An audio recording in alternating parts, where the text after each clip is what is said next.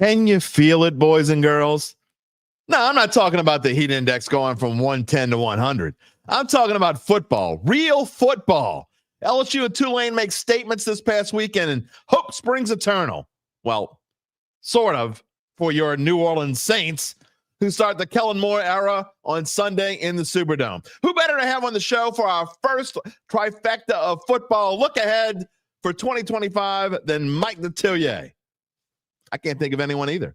So you know what that means? It means that the Dattitude podcast starts right now.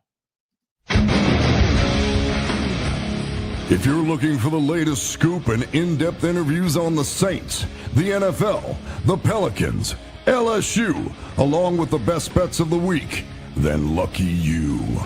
Along with high-powered, in-the-know guests who cover our teams, Jim Derry brings plenty of Dattitude. And he'll always tell you the way it is, or at least the way he thinks it is.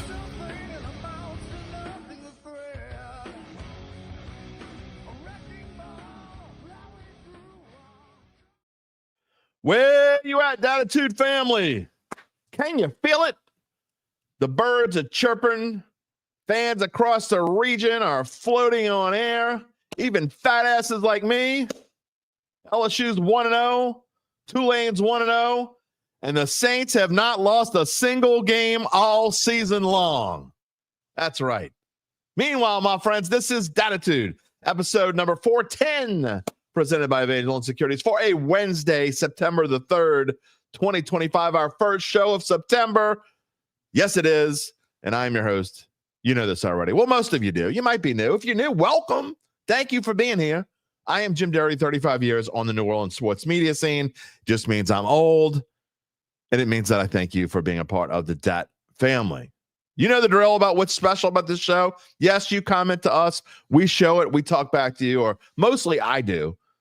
But today we'll have a special guest on our show. Been on the show many times before. We appreciate him for coming back. But we'll try to show some of the comments when Mike Detillier is on in a little bit. You can comment today. You can comment every day. You talk to us. We talk back to you. You can even talk to Gabe. Gabe is a year older. We're both, the number went up. You know, when you age, it went up this past weekend. Gabe's birthday was Sunday. As you know, mine was last Friday. We are past all that. We are moving on. When's Mike Detillier's birthday? We got to find out. I think it's over the summer, but I don't know. We're going to ask him if I remember. Every Monday, Wednesday, and Friday, we're live here. Who knows what the hell we're going to talk about? We got a lot of stuff to talk about this morning. Monday, Wednesday, and Friday live. You know this, 11 a.m. Central Time. If you're listening after the fact, if you're watching on YouTube, or if you're just any of the major podcast platforms, which we're all on, you can find me, X at Jim Derry Jr., email jderry@theadvocate.com. And if you're not yet subscribed, please do so. Our YouTube channel just screaming for you to subscribe. They're just waiting for you to be a part of the Dattitude family, the growing every day Dattitude family. Did you miss us on Monday? Anything happened this past weekend? It was weird not to have a show. I almost did a short on LSU, not to slight Tulane, because I mean they both were great. But I decided to hold back. There was so much I wanted to say, and then I didn't say it. It was weird not to have a show. Gabe was like, "Man, we should have a show." If I didn't have my big fantasy football draft on Monday, I probably would have done. I wouldn't have cared that it was a holiday. I would have done a show anyway. But it was a great weekend. LSU, Tulane whips some keister. LSU moves all the way up to number 3 in the AP poll. And that defense is what is most exciting. We can talk about, the usual suspects. We can talk about Garrett Nussmeier, the receivers, the big monster at tight end. Feel about whoever you want.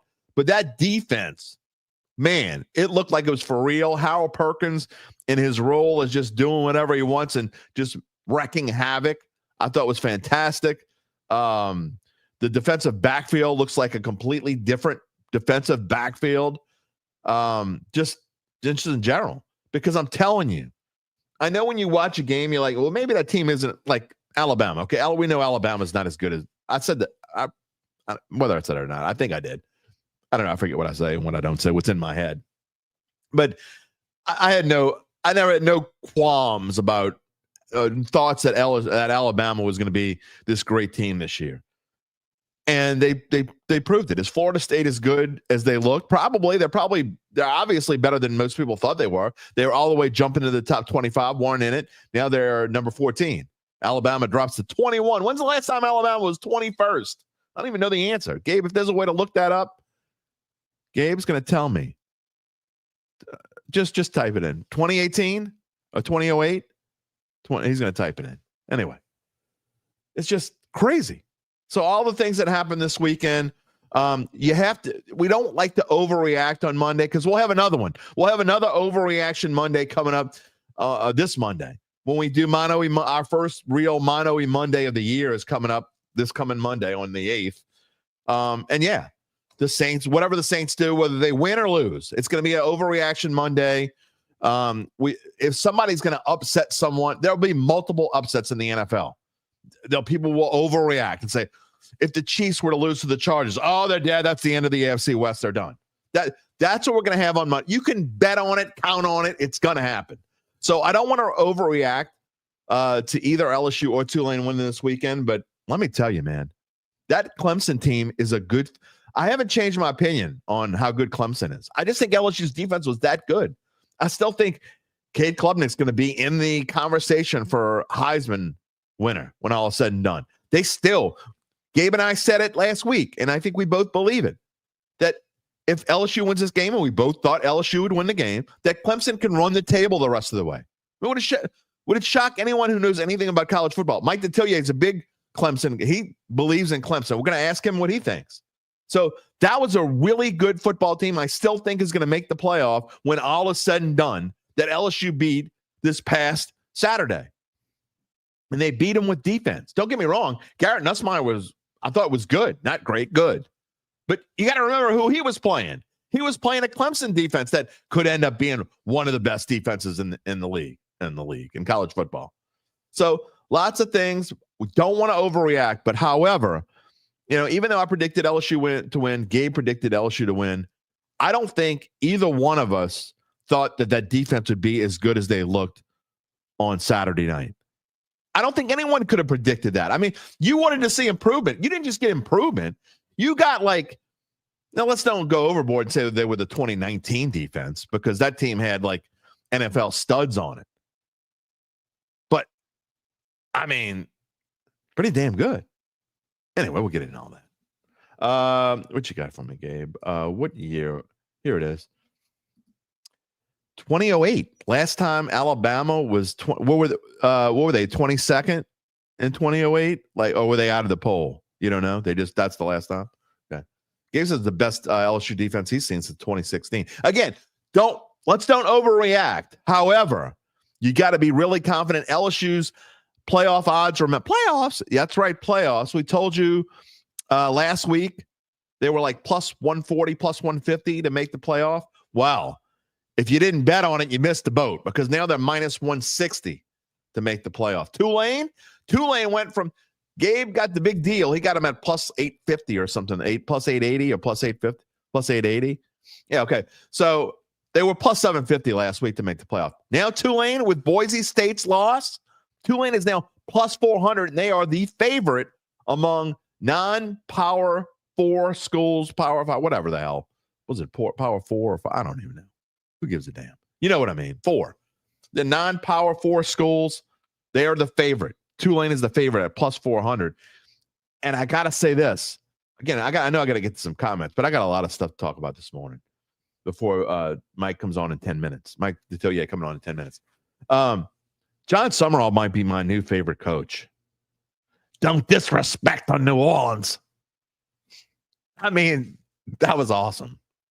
You want to disrespect? You won't let us wear the uniforms we wore in 2005 to honor the people of New Orleans and all they lost for Katrina? Or we're just going to stick it up your keister. And that's what they did. Tulane, did you watch it? Because I did. I watched most of it. I didn't watch all of it. I watched most of it. I watched way more college football Saturday than I thought I was going to watch. I don't know if I was just excited because it was back or whatever. Because honestly, Saturday, I try to spend with the family. I do other things because Sunday's NFL Sunday, even though we didn't have an NFL Sunday. Maybe that's why I watched more college football. But I watched Tulane at least 3/4 of the Tulane game. And they just whipped Northwestern's ass.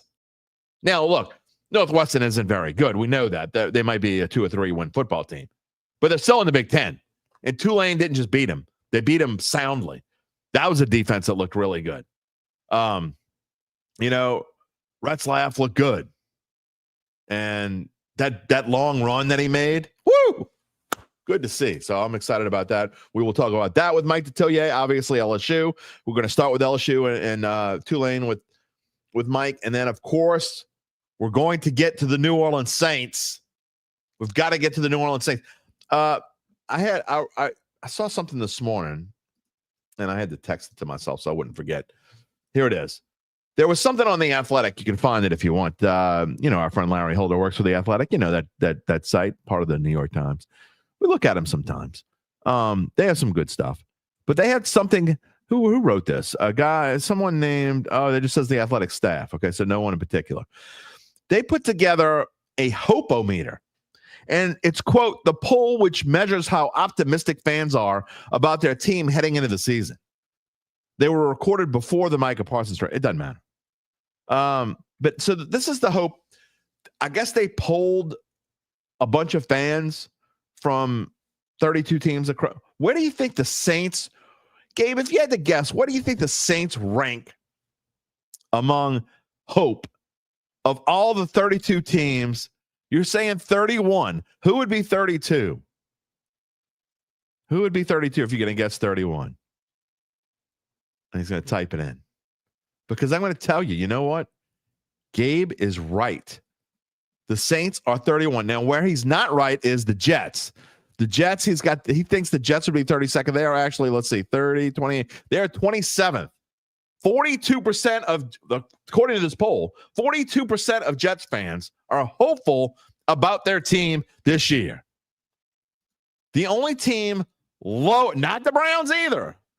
The only team with less hope than the New Orleans Saints, according to The Athletic, is the Indianapolis Colts. 7% of Indianapolis Colts fans have hope that their team's going to be worth a damn this year. Meanwhile, 7% of Colts fans, 9%, and all 9% of them are on this show, baby. All 9% of them are watching this show because they've been predicting 10 wins. We got multiple people predicting 10 wins for this football team. They're all here today. They've been here all year.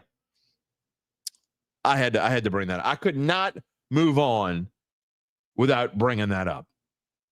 And then, a lot of fun. I'm going to get to the comments, I promise. I got 5 minutes before I cannot forget my friends. Not that I would never forget my friends, but I'm not just going to squeeze them in because I want to talk about them here. I talk about them every morning, twice a morning on the Dattitude podcast. Because before we get to the rest of the show, and my friends at Evangeline, well, not my friends, Mike Detillier, Gabe Henderson, you know what I mean. Before we get to the rest of the show, let me tell you about my friends at Evangeline Securities. Of course, they're a company that can help you decide if it's the right time to sell your family-run or privately held business. You can see how fired up I am about real football. The ADHD's kicking in, baby. Just as importantly, Evangeline can help you figure out what your business is worth. If that's you, someone you know, someone you love, someone you want to help, then have them reach out, or you do it. Reach out to Evangeline's founding and managing partners, Nick Braden and Ron Hemelt. They will start by scheduling a complimentary valuation of the company from their offices, either on Poydras Street or in Lafayette. From there, you will be well informed to begin to make the decision on if you want to proceed. And let me tell you, they are just as fired up as I am. Maybe not as fired up, but close. That football is for real now. What happens after all that? Well, we'll fill you in more later in the show. In the meantime, you can check them out at www.evangelinesecurities.com. Who is here this morning? We got tons of comments already. I know y'all missed me, but good Lord.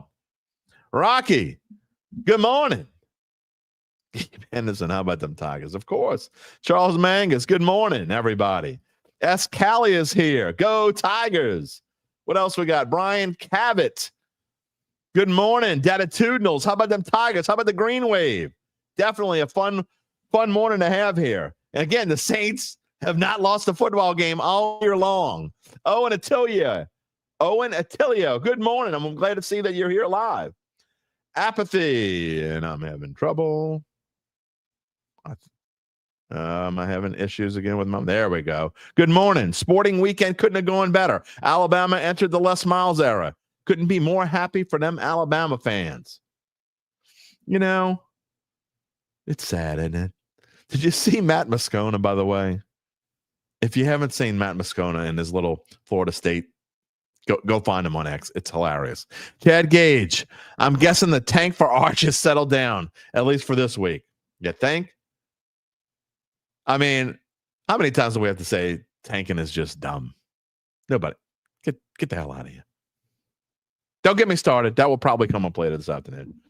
This morning. Whatever. Dylan Smith, good morning. Yeah, we still tanking? Hakeem, big dog. What is going on, Hakeem?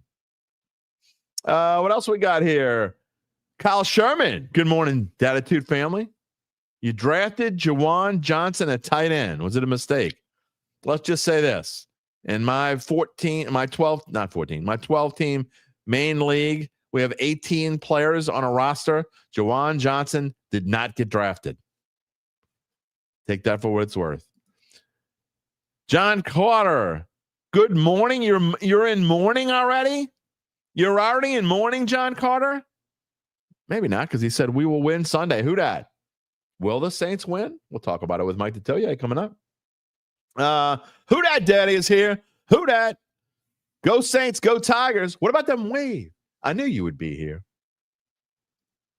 Nick Morris, UBN. He'll be on the show Friday. Real Tigers won. How about fake Death Valley, baby? Fake Death Valley. You can't beat it. It ain't the real. There's only one real Death Valley. Showed him who that was.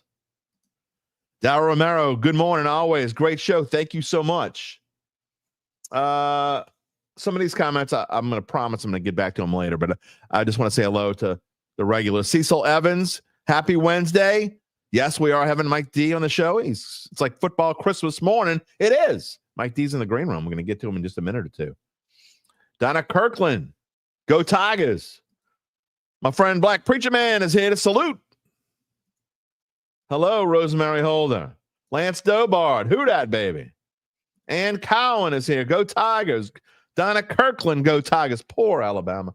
Poor Alabama. I don't know. I feel so bad for Kalen DeBoer and all them Tide fans. Roll Tide, baby. Roll Tide. Mark Gapsey, good morning. You leave for NOLA tomorrow? Well, we can't wait to see you. Good morning, Daryl Hayden. Good morning, Adam Varner. One Smoke, good morning. David +1 Hash is here. Need to see LSU keep the momentum going against Louisiana Tech and not have a left-down game. Well, I mean, what do you mean? They're going to whip Louisiana Tech's ass, but what, I mean, you mean they got to cover? I mean, they're going to win. This ain't UAB. This ain't Troy. That ain't happening here. Ron Hendrickson is happy about the Titans. Is that the Tennessee? Oh, you're guessing who was the. I gotcha. I'm behind here. Last few comments here before we get to Mike. David Duca. Nest to the Saints next year. We're jumping the gun. Lewis Jacobson ready to hit the dome. Who dat? And let's see what else we got. Emily Varner is here. Good morning. Thank you so much. All right, it's time to get to our favorite part of the show. Let's see what we got here. I'm going to get the right slide eventually. There it is. You know what? We're going to start with the LSU Fighting Tigers as we bring in our dear friend to the show, Mr. Mike Detillier of WWL Radio, football analyst. And Mike, could you have asked for a better football weekend than the one we had this past weekend? Probably not. You know, it was just awesome. I was so surprised how well LSU's offensive. Oh, we lost Mike. We lost Mike, and hopefully he'll come back. Well, I know he'll come back. But while we're waiting for him, I'll show. There he is. He's coming back. There he is. And it really didn't happen. It really didn't happen. The offensive line was terrific for LSU. Defense, buddy, Coach Rod, Don Rodrigue always would say, and I come up with a game plan. And I just hope that we can do most of the stuff we game plan for. What Blake Baker did, it's almost like script. It turned out exactly the way you wanted it. And at the end, listen, it's okay sometimes for a quarterback to be a hero and play hero ball. But you know what? 9 chances out of 10, that don't work. They had Cade Klubnik off balance. Completely fooled. Felt pressure, and sometimes pressure that wasn't even there. Sometimes pressure that really was there, and they couldn't run the football. LSU's defense played great. You really couldn't ask for a better game overall defensively. Offensive line, and you and I have had this conversation. I always think it's the last piece of the puzzle to go in. And, you know, we all know one thing. Louisiana Tech, okay, you get what you play in there. But in September, you finish this with Florida and Ole Miss. That you got to get your offensive line ready. So in a game against Louisiana Tech, one of the things I would look for is, one, that the first team offensive line is going to play a little while, okay? Right. Some continuity. And secondly, I make this speech to my team. Young guys, you aren't starting. You're role players. You're playing on special teams. Here's your opportunity to prove to me you can see more playing time. It's your opportunity to prove it to me. And so go out and do it. And young players, man, the one thing, you know, in doing all these camps and talking to 16, 17, 18-year-olds, their deal is, man, I want to play as a freshman. Right. Not everybody is equipped to play as a freshman. And go out and play. Just go out and play and do your best. But I want to know the most important question. Do you know what to do every snap? Not 25%, not 50, not 60, not 70. I want to know, you know, all the time what to do out on the field. Prove it to me. Well, Mike, that defense, can you even fathom? And you talk about knowing what to do. They all look like they knew what to do the entire for 100% of the game to me. I mean, there were a couple of lapses, I guess, here and there, but sure. But Mike, could you imagine the defense from 2 years ago to last year to now? And I know it's one game, so I don't want to overreact. But you're talking about a team that you and I both think has a chance to win a national championship. I still think they have a chance to win it. Yes, I haven't not changed my opinion on that. So for what LSU was able to do on the road to go there, to just completely, in my opinion, outcoach this team, you had them just completely abandon the run in the second half. But the defense, to me, and I can't even fathom what we were looking at 2 years ago to now. It's a completely different defensive backfield. Harold Perkins, and at least for one game, looked like the old Harold Perkins, and they just shut down the run. And you and I have been talking about for over a year now. This team had to figure out how to shut down the run. And at least for one game against a national championship contender, they certainly did that. Yeah, and you know, I've been talking about this on Sports Talk because I watched Mansour Delane at Virginia Tech. He's a 2-year starter. He played out on the edge. He played free safety. He played in the nickel. He's the best corner I've seen at LSU since Stingley. You know, when Stingley Jr. was here, I mean, you know, especially as a freshman. And then all of a sudden, you know, you saw, you know, he got kind of one injury after another, and he wasn't quite the same guy after his freshman year. Look at him in the NFL today. He's a true lockdown corner. Delane's the best cornerback that LSU has had since Stingley. And then, you know, DJ Pickett. Jim, I'm honest, 41 years for me. I've never seen a 6'4" corner. Never. seen a 6'4" corner. At least not one that can hang. One that can run. Right. And here's the thing about a corner. When I don't hear his name, okay, he's doing his job, right? He's doing his job. DJ's an interesting guy because of his size, but his recovery speed. And he plays the ball like a receiver. And then, boy, the transfer portal, what it did to you at safety, bringing in Marcus Cooley. I can understand why Clemson didn't want A.J. Halsey to play in the first half. I get that real quick for a coach. And we were laughing about this because Charlie's the first one to bring it up on the show.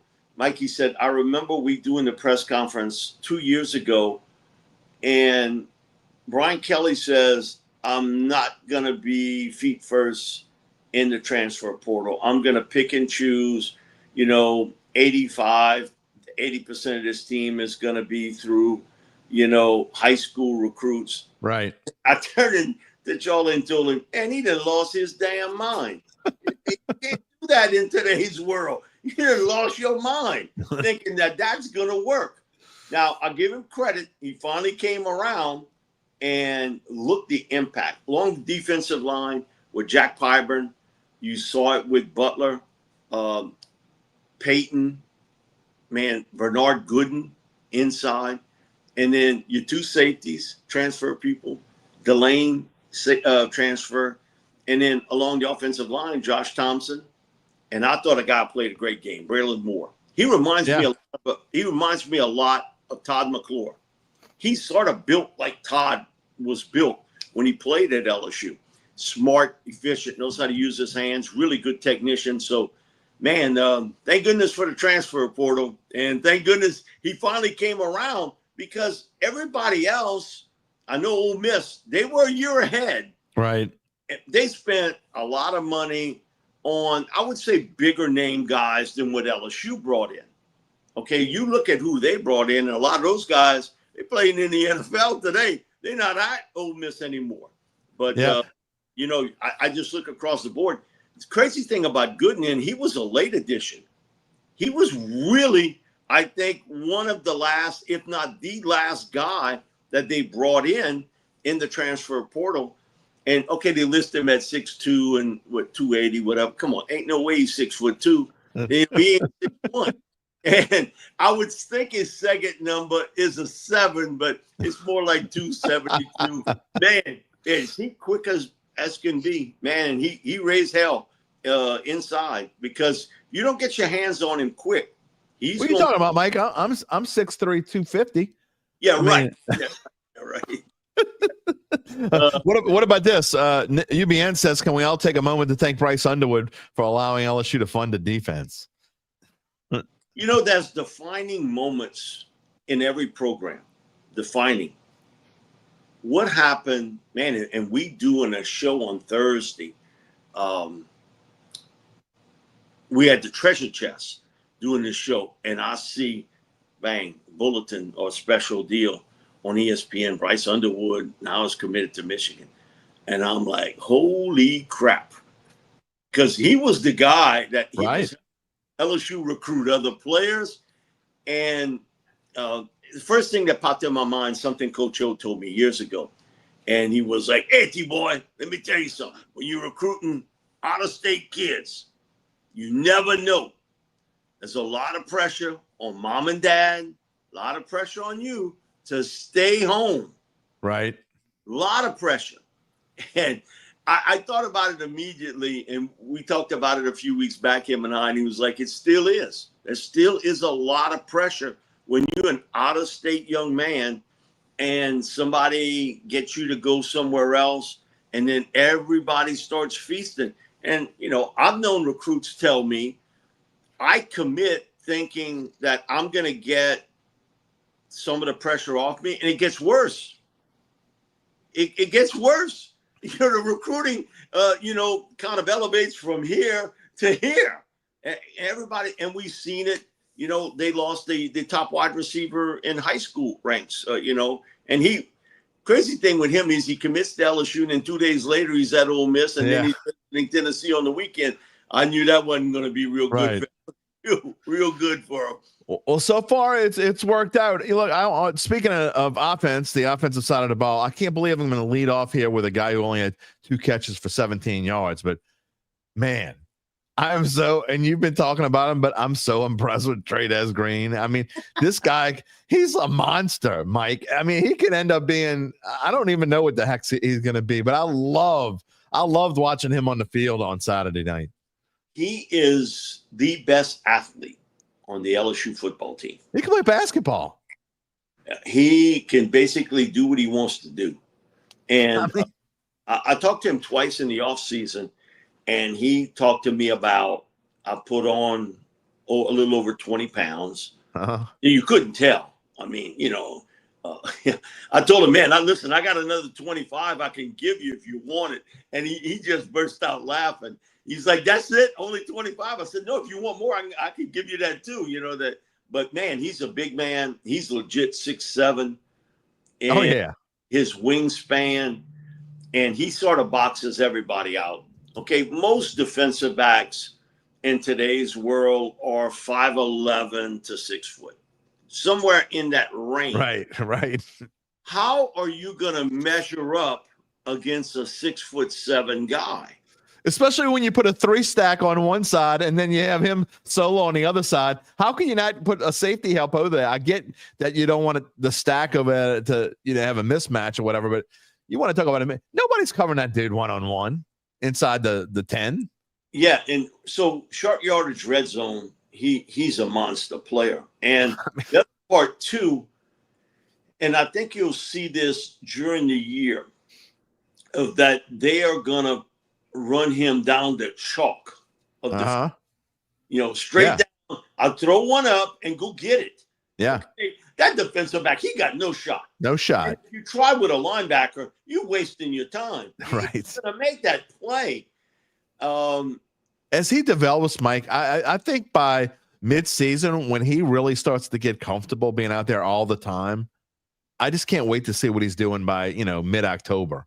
Because I mean, I think it's gonna be a 5 to 7 catch kind of game. They're just gonna keep going to him. My thing is, his second love is football. Yeah, I hear that. Gabe just told me. I didn't realize that that McMahon had him on the roster. I didn't realize he was on the basketball roster. Yeah, he told me as soon as season's over with, I'm gonna go play basketball. That's crazy. And they're okay with that? They're okay with that. I told him, hey, listen, this ain't high school. When you gonna run track and play baseball? He's like, I don't think Coach Johnson wants me to play baseball, but man, why not, man? He is a weapon. And when you think about how you can clear the field with him, you can go Chris Hilton, Barry Brown, or Nick Anderson, run those guys up the chalk, up the field, and the middle's wide open for him. And I think Bauer Sharp is a really good player too. Now, Trey'Dez athletically is off the charts good, but man, Bauer Sharp is going to be a major, major player for this football team as it goes along. The one thing LSU don't have to worry about is the talent they got at wide receiver and tight end. Yeah, no doubt about it. And we even saw Donovan Green play a little bit. He was a highly recruited tight end, got hurt. I think you'll see him a lot. He's more of a blocker than he is a receiver, but he can also catch the ball. Man, LSU offensively, if that offensive line continues to grow, and I think one of the things Brian knows that I've been saying, somewhere down the line, you're going to lose some linemen to an injury. You got to develop those young guys to be ready when I call upon you. When I saw Tyree go down, I'm like, oh, goodness, no, it can't be. But, he just missed a couple plays. He was right back out. But they had DJ Chester playing left tackle. Right. It's either that or a true freshman. So you're gonna have to pick it there. And to be honest, DJ struggled at center. I'd see what he could do at tackle. I would see what he could do there. He lost the guard spot because they basically handed it to him. He couldn't hold off the other guys. try him at tackle, see if that works. But you think they're going to mix and match some going forward? They have to. Jim, there's no doubt. Don't want to be a Debbie Downer about it, but the fact of the matter is offensive linemen get hurt more than any other position out on the field. And you're going to have games where you won't have the starter. Right. Out. You're going to have to call on somebody. And most of the guys that are backups are all freshmen. Okay? Right. Okay, kid, get out there and make it work. Okay, this ain't high school football no more. It's not no more of that. No, this is the big boy football. This is big leagues when you're playing in the SEC. And it's a jump, just like from high school to college to the pros. There is a leap. We get them all the time called it. Well, man, when you play high school, you can play in the college or the pros. I'm like, what? You got to be kidding. Ain't no way. There's no way. It's Joey from Detillier on the line. Man, I played center guard and tackle back at De La Salle back in 1972. Okay. I get it, brother.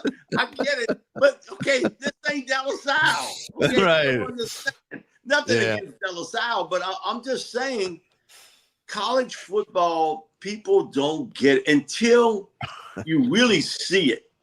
See it on the field. Your television can kind of swerve you a little bit, but, okay, you've covered high school football. You've been on that field. Man, you watch it from the sidelines.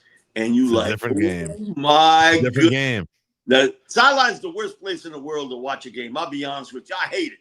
Mike, I did play-by-play for 2 years from sidelines, like a play-by-play with my phone and a microphone sticking out of my shirt. When I first started doing play-by-play 11 years ago, and I did it from by myself with a microphone sticking out my shirt, hooked up to my phone, doing my play-by-play for NOLA.com from a sideline. Difficult.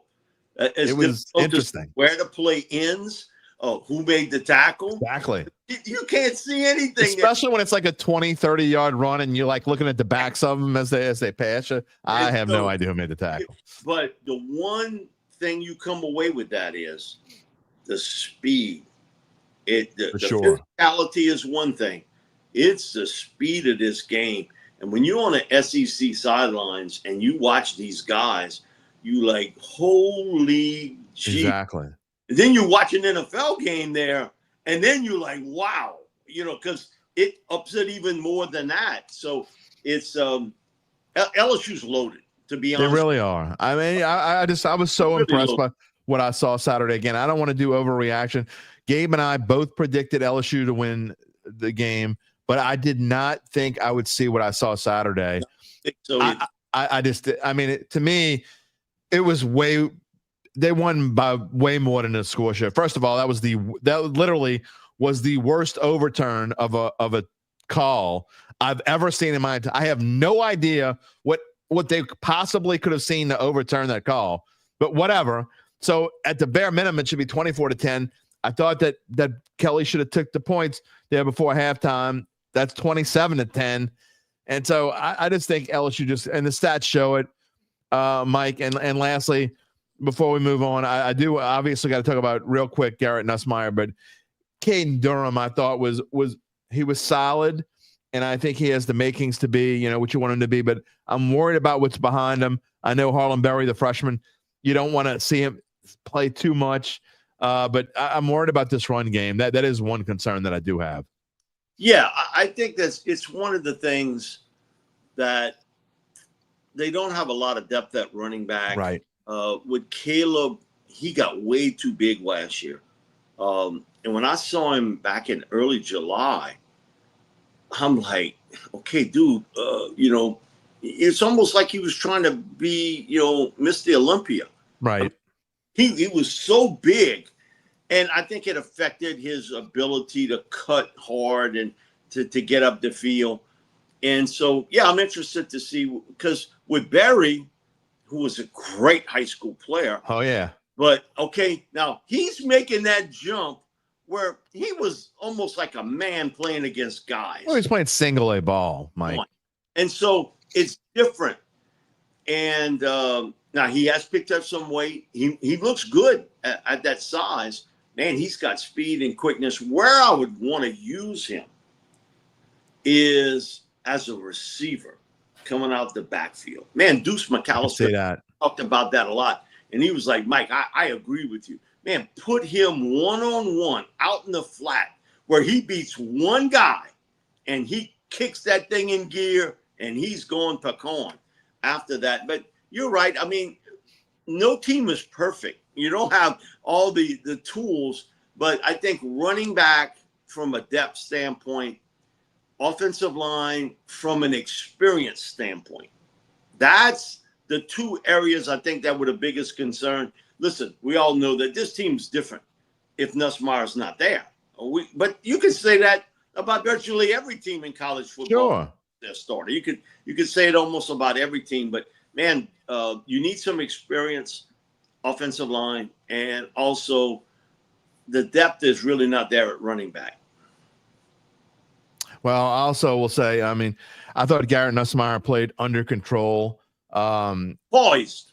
I mean, poise is a great word for it. I like that he did allow himself to get out of the pocket a little bit more. I want to see more of that going forward. It's something, I don't know if it was you can tell me better than I would know, but I know it was a coaching decision and it was a conscious decision to not get him hurt or whatever. But I do like that he was able to get out of there a little bit more in this first game. I want to see more of that, but look, you just have to be impressed. He looks to me like he's pro ready almost. If he's not, I don't know who he is. Yeah, I mean he but again, nothing beats experience. Yeah. And I tell this to guys all the time. You can do it in practice, and that's great. But man, there's nothing like playing in a game. There's nothing like being there. 100%. Experience of playing in a game is so important. And because they give you so many different looks today. And a lot of these guys that are coordinators now in college football, they've come from the pro ranks. Lil Arch found out. Yeah. Man, Trisha, okay. It's a different world. Yeah, he was coaching for the Patriots, the Lions, other teams. Right. He can show you a lot of different looks you have never seen before. Never. Certainly not at Newman. Yeah. And anywhere else, to be honest, what he can do to try to confuse you, and you got to be comfortable. What I see is a much more comfortable Garrett Nussmeier than he was a year ago. Sure. He's a much more comfortable guy. And look, the LSU needs that, and they need to. I mean, if he plays again, I know they only scored 17 points, but he's building obviously a rapport with some of these guys. I loved what I saw from Aaron Anderson Saturday night as well. I watched. You want to talk about kids I watched in high school? I watched that kid for 4 years be a stud. Amazing. I mean, he really is. So I mean, I'm excited about what I saw. Again, I'm trying not to get too high, but what I saw Saturday night, if that continues, you're talking about a team that it's not just a playoff team. You're talking about a team that they're number 3 right now. I don't see any reason why they can't be in the conversation to be a top 5 team all year long. I look at them as an advancement team. Yeah. Getting into the top 12, but advancing. Now, sometimes, man, teams get hot. We see it so much in baseball. Absolutely. Than any other sport in Major League Baseball, but you see it too in football. And this was during the summer, and I was talking to Archie Manning about this, and he was like, Mike, I'm willing to put you down a few bucks on this. There will, within the next 5 years, be a 9-3 football team that will somehow, some way get into the playoffs. Either they win their conference game and they get in, and they win it all. We saw a 2-loss Ohio State team. Yep. So he was like, one more loss, you look at it and it can happen. And so I would equate that, what Archie told me, to a wild card team getting in. They get hot late and everything works for them. Absolutely. And it can happen. We've seen it happen. It very well could happen. And there's no question at the end of last year that Ohio State not just because they won the national championship. They were the best team in college football at the end of last season. I wanted to talk about Tulane for just a couple minutes here, Mike, because I'd be remiss if we didn't, as they go to South Alabama this weekend. Kind of surprised they're only 10.5-point favorites. I know South Al is better than a lot of people think, but I just thought this was a statement win. John Summerall is my new favorite head coach. I love, don't disrespect New Orleans. The whole, you're not going to let us wear our uniforms in 2005. All right, we got something to show you. Found a way to fire up his team, and it worked. I thought, we've kind of been talking about this Tulane defense, and I think we've been a little excited about what could be. Again, just one game, and I know Northwestern, even though they're in the Big Ten, they're probably going to be a 2-win kind of team this year, but it's still a Big Ten team, and Tulane absolutely destroyed this team, in my opinion. And it could have been worse. Yeah, it could have been. That's the other part. I had him on yesterday for our Tulane Tuesday segment, and I told him, but I've told him this before. He came on first week of June, and he was so bullish on his defense. I heard it in his voice. And he was like, you know what? You should give up this job in broadcasting. And because you read what I was thinking completely. And they rotate 10 guys up front on a 3-man front. Yeah. Jim, it's crazy in college football. So he knew he had depth. He had a lot of new pieces in the secondary. And when you have that much pressure, and really it started off first play, they get a sack, fumble. Northwestern did recover the ball, but then it led to the turnover. I think that set the tone for this team. I do think, and he agreed with me on this, I think at one time it would be the biggest jump you take is from game 1 to game 2.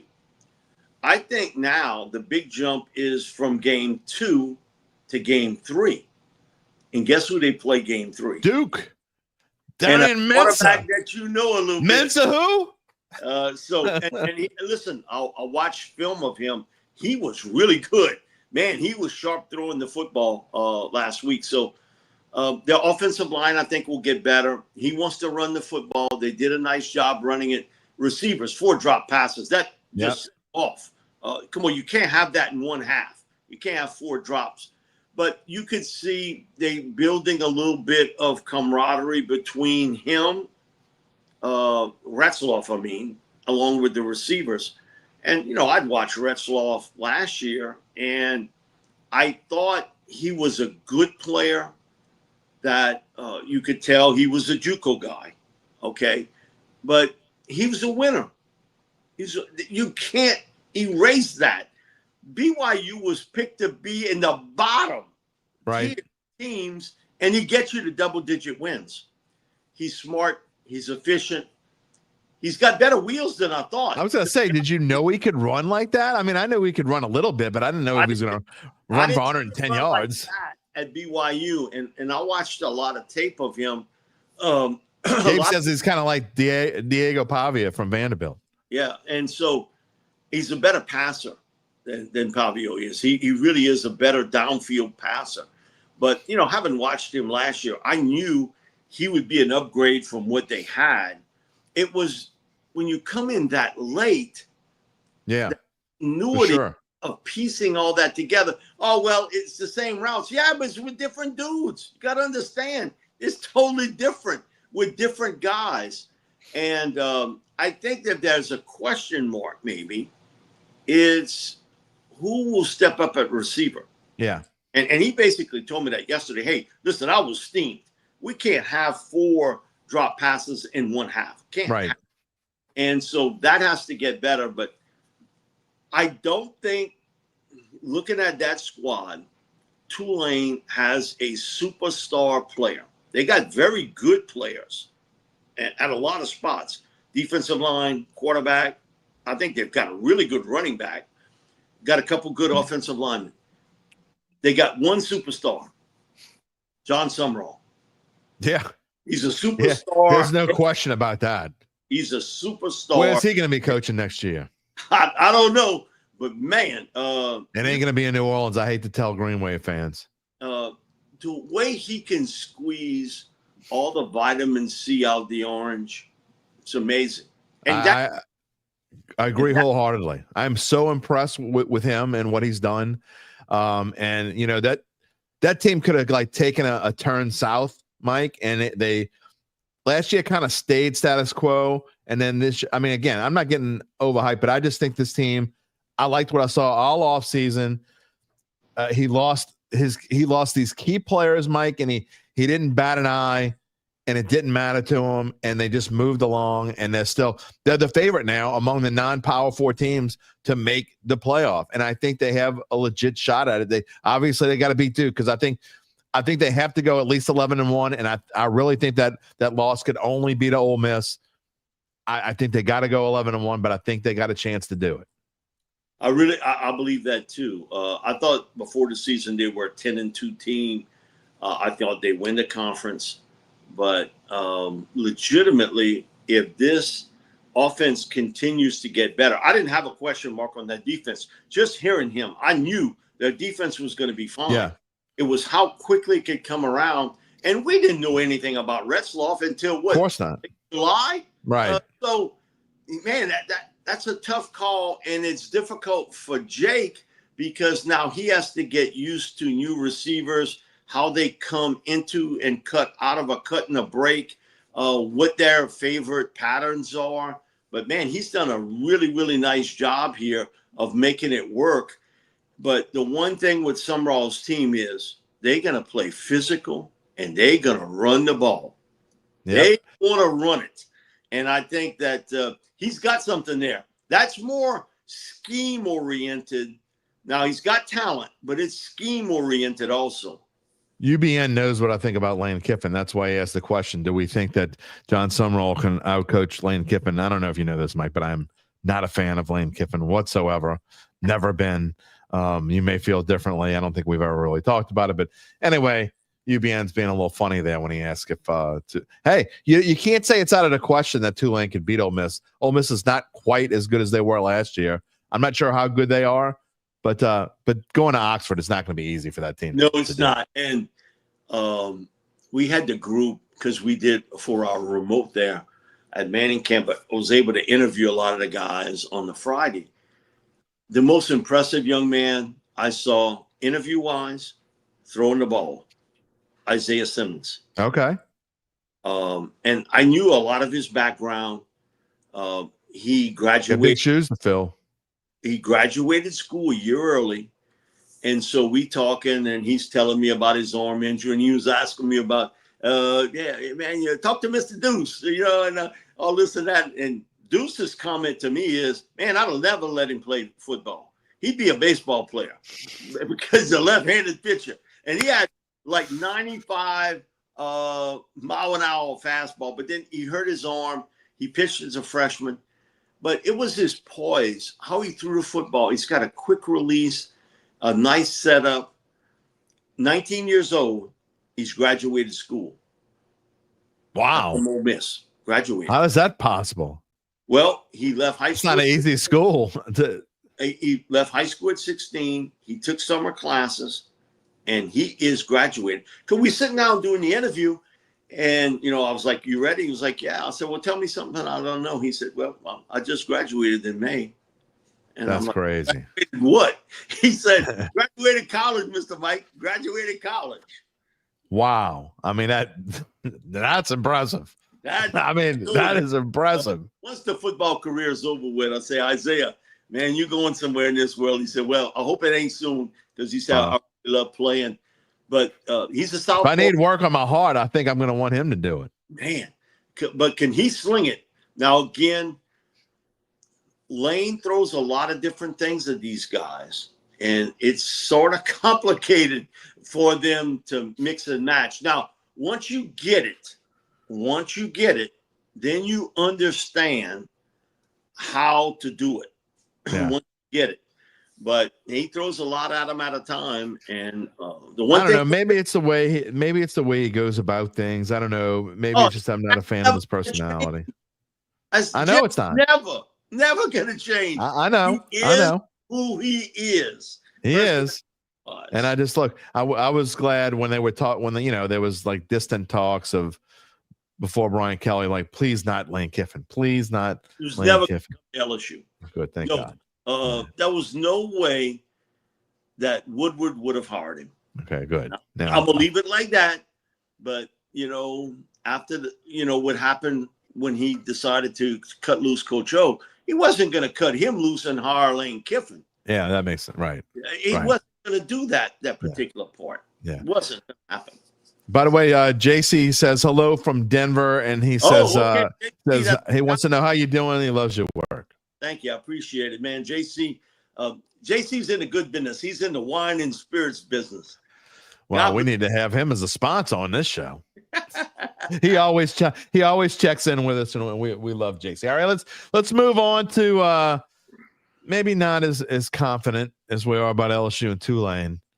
Moving on to the New Orleans Saints as they begin the Kellen Moore era on Sunday in the Caesars Superdome. Mike Detillier, the Saints. When's the last time you saw this? The Saints are opening the season at home as a 6.5-point underdog. It's not like they're playing the Buffalo Bills or the Philadelphia Eagles or the Kansas City Chiefs. No, they 6.5-point underdogs. And I hate to sound like Bobby Abad, to the Arizona Cardinals. Mike Detillier, what is up with that? No, it didn't surprise me one bit. That line has stayed at 6.5 and has not moved. In fact, if there's any movement, some books have it at 7. That's crazy. So that's crazy. They don't think and don't know what this offense of the Saints will look like. Can you really tell anyone how this offense will look this year? I have no clue. None. Now, I think it's not going to be great, but I could be proven wrong. I don't even really know what it's going to look like. I mean, you talk about we don't even know what. No, we don't know. Defensively, I think adding Davin Godchaux, I think was a big pickup for them to solidify their run defense. They got to be better there. They were giving up 5 yards a pop a year ago.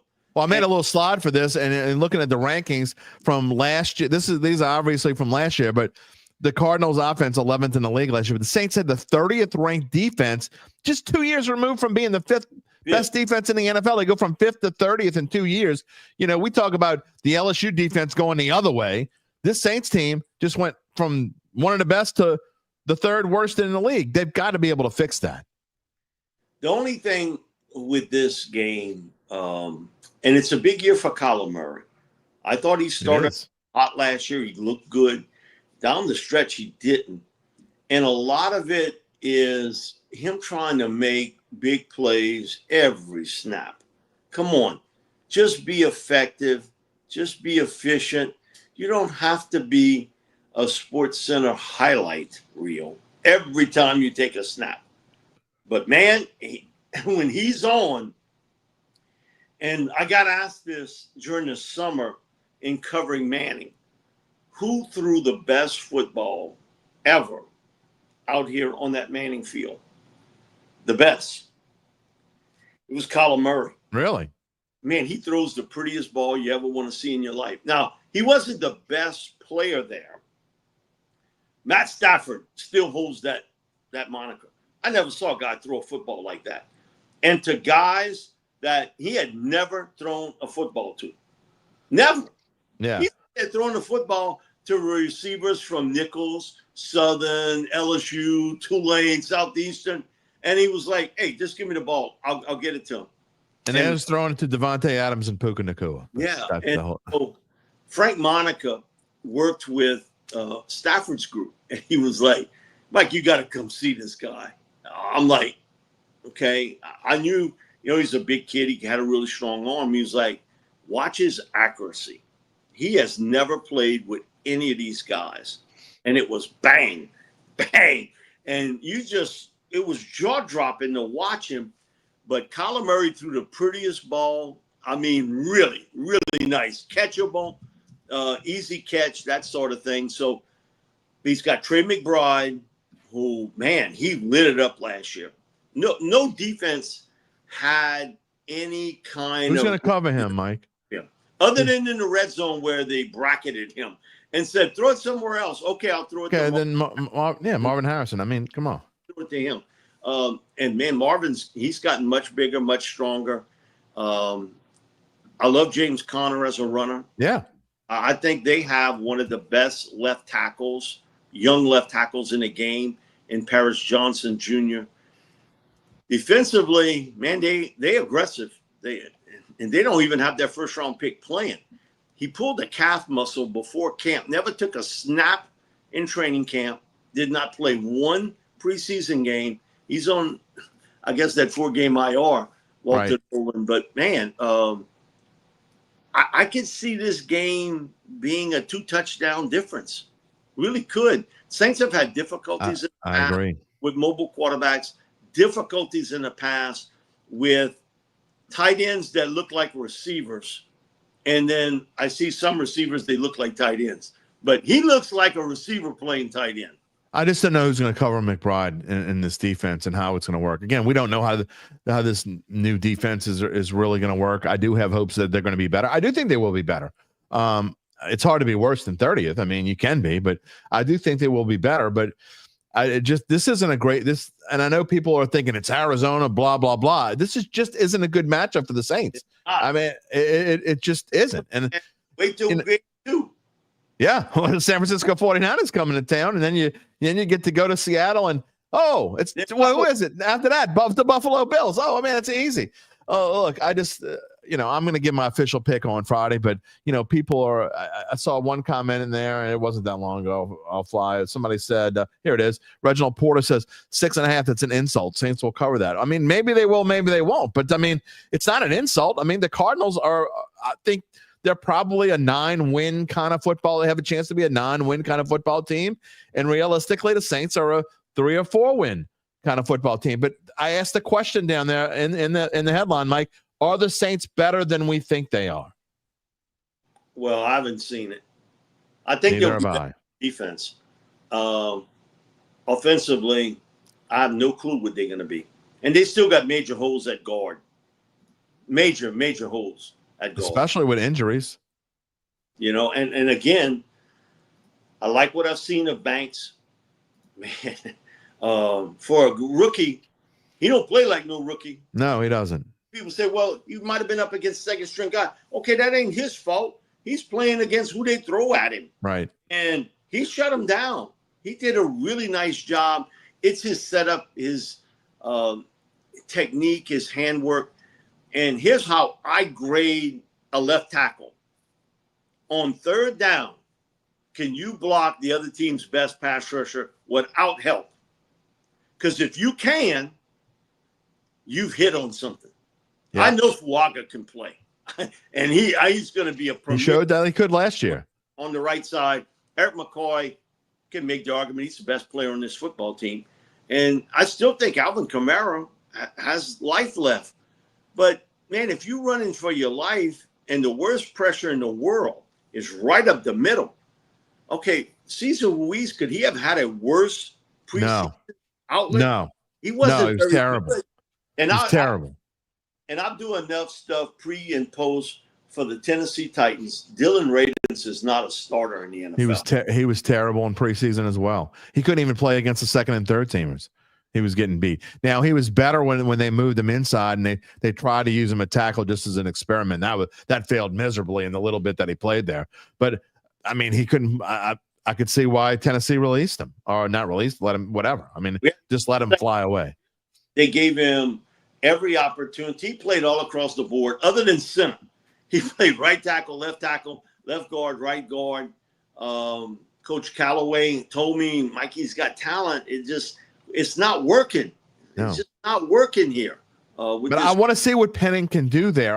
But we just don't know because we didn't see enough of it in preseason because he was hurt. And is that going to linger how long is that going to linger into the regular season? But I want to see it. You're convinced, even moving him inside, that he is a legit good, I'm not talking about very good to excellent, good starting guard. I mean, I don't think we can know, but I will say this. As much as I was down on him going to last year and basically calling him, you got to just like exile him, get him. I will say this. He did block against the run a lot better than I expected last year. And I hate to use the word serviceable because it means that you're average or below average or whatever. But I think he can play. It's the reason why I have hope for him at left guard, because you don't have to think as much in that spot. And I think he can block enough for the run. I'm hopeful, I guess is the right word for him. So you got a rookie left tackle and a left guard that's never played there before. Big question, huge question mark. So, man, if I'm Spencer Rattler. What about the kid from Dallas that they just got? What's his name? I think Richards is a solid player as a utility guy. Okay. As a sixth guy, because you're going to have injuries, and he's gonna have to play. And he's played across the board. That's what I'm saying. He's played pretty much everywhere. He even played center, didn't he? Yeah, a little bit. But somewhere during the year, he's going to be a starter for you. He's going to have to, because you're going to sustain an injury. Yeah. Look, Lance Dobart says, he says he doesn't think we're giving Kellen enough credit. He slaughtered the Chiefs the last game he called with Saquon Barkley and one of the best offensive lines in football. And that defensive line. And Jalen Hurts. Jalen Hurts. I'll take that. The shocking part of that game was how the Eagles, not so much offensive line, we heard all year long. Their defensive line, the scheme they had against Mahomes, the Chiefs, and it made the best player in pro football look mere mortal. He's never seen Mike. He had never seen.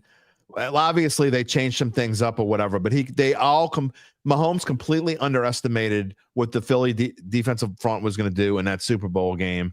And he couldn't believe his own eyes. And I think he probably thought, okay, eventually this is going to change. And it never changed. It went in his face the entire game, and he didn't know how to handle it. You're right. The best player in pro football did not know how to adjust to what they were bringing. Yeah, and the one thing, you had a very motivated Jalen Carter. Man, and I got Jalen Carter stories back from Georgia where they couldn't even practice him all the time. Jim, he would humiliate people. And it got to the point where Kirby Smart was, okay, I can't have my offensive lineman taking a beating from this guy. Right. And so he was limited. Man, Pete Jenkins talked about it all the time, about if he wanted to. And like you said, the big question is, does he want to? Well, when he wanted to, he could control a game like few people could. This was the 5th or 6th game of the year. And we get Papa Pete on. He was like, Chris Jones does not play the run. All he wants to do is rush the quarterback. Right. You know who's the best interior player in pro football? Jalen Carter. And he said, man, Vic has pushed every button right. Everyone right. And you watch throughout the year, the Rams game, they going downfield, and the Rams got a legit shot to steal that game in Philly. It's snowing, and you could tell defense was worn out. Back-to-back plays by Jalen Carter. Sealed the deal. No question. And goes to show when he's motivated, what he can do, and what a fantastic job of coaching, too, by Vic Fangio. So yesterday, the news comes out that Isaiah Foskey is going to work out in Chicago in a Allen this week. And then next week, he's going to Philly. And so please go to Chicago. Man, listen, Vic is going to have cut a deal with the devil. If some kind of way he gets him to be a productive player, then something's not right with that. That ain't happening, Mike. That ain't no way that's happening. I gotta throw this up there. You know, every now and then I get a smart ass in here. Scott, I don't know if it's Claymore or Clement. It's Claymore in Mike D's world. It's Clement in my world. But notice they didn't read the whole comment from Lance. Okay, I'll read the rest of it because it doesn't change my opinion. He gets the difference in talent, but the Saints' skill positions are pretty good. The defense keeps the Saints in it. Again, we're talking about they might be better, but they were 30th ranked defense. And again, traditionally, at least over the past 5 to 7 years, a defense that has struggled mightily with mobile quarterbacks. And Kyler Murray can move around with the best of them. And like you talk about with his arm, that's the problem I have. I just don't know who's going to cover McBride. I think Connor's going to have his good day because he won't be hurt yet. It's week 1. And Marvin Harrison is look, I think he's going to be a man on a mission because he had a disappointing rookie season.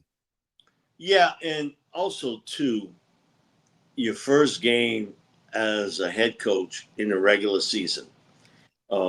Richie Pettibone, man, Richie would tell me this all the time. All this preseason stuff's a mirage. You got to tell the folks that, he said, Mike, that's not an original from me. He said, I stole that from the Papa Bear, George Hallis. He said, as a rookie, man, he said, man, we look so good in preseason. And Papa Bear is, man, I don't pay no attention to preseason. Preseason is the biggest mirage in the world. Just no doubt about it. So he was like, some 40 years later, 50 years later, man, he was never more right in his life. You don't know what you're going to get. And now the way they play preseason in comparison to years past is 6 games. And you don't practice anymore like you used to. You have no clue. That's why I think continuity and experience plays a big difference early in a season. Right. Well, I got to ask you, of course, talk about the Rattler Shuck thing. And I know you thought the whole time that Rattler was going to get the job. But what do you think he's going to, now that we know, okay, Mike, what's your opinion on what is he going to do with this second chance? Because what worries me most for him, for the player, is we talk about this tough stretch of schedule, and the Saints going to be overwhelming, and I call it 6.5. If you're a 6.5 point dog in the NFL, you're an overwhelming underdog. And that's going to be, they're all going to be 6.5 or more, the first 4. All of them, all 4 of them. So if for some reason, if the Saints start 0-4, and there's probably at least a 40 to 50% chance that happens, they start 0-4, and this kid is 0-10. I'm just worried that he's done. No, he's not done, but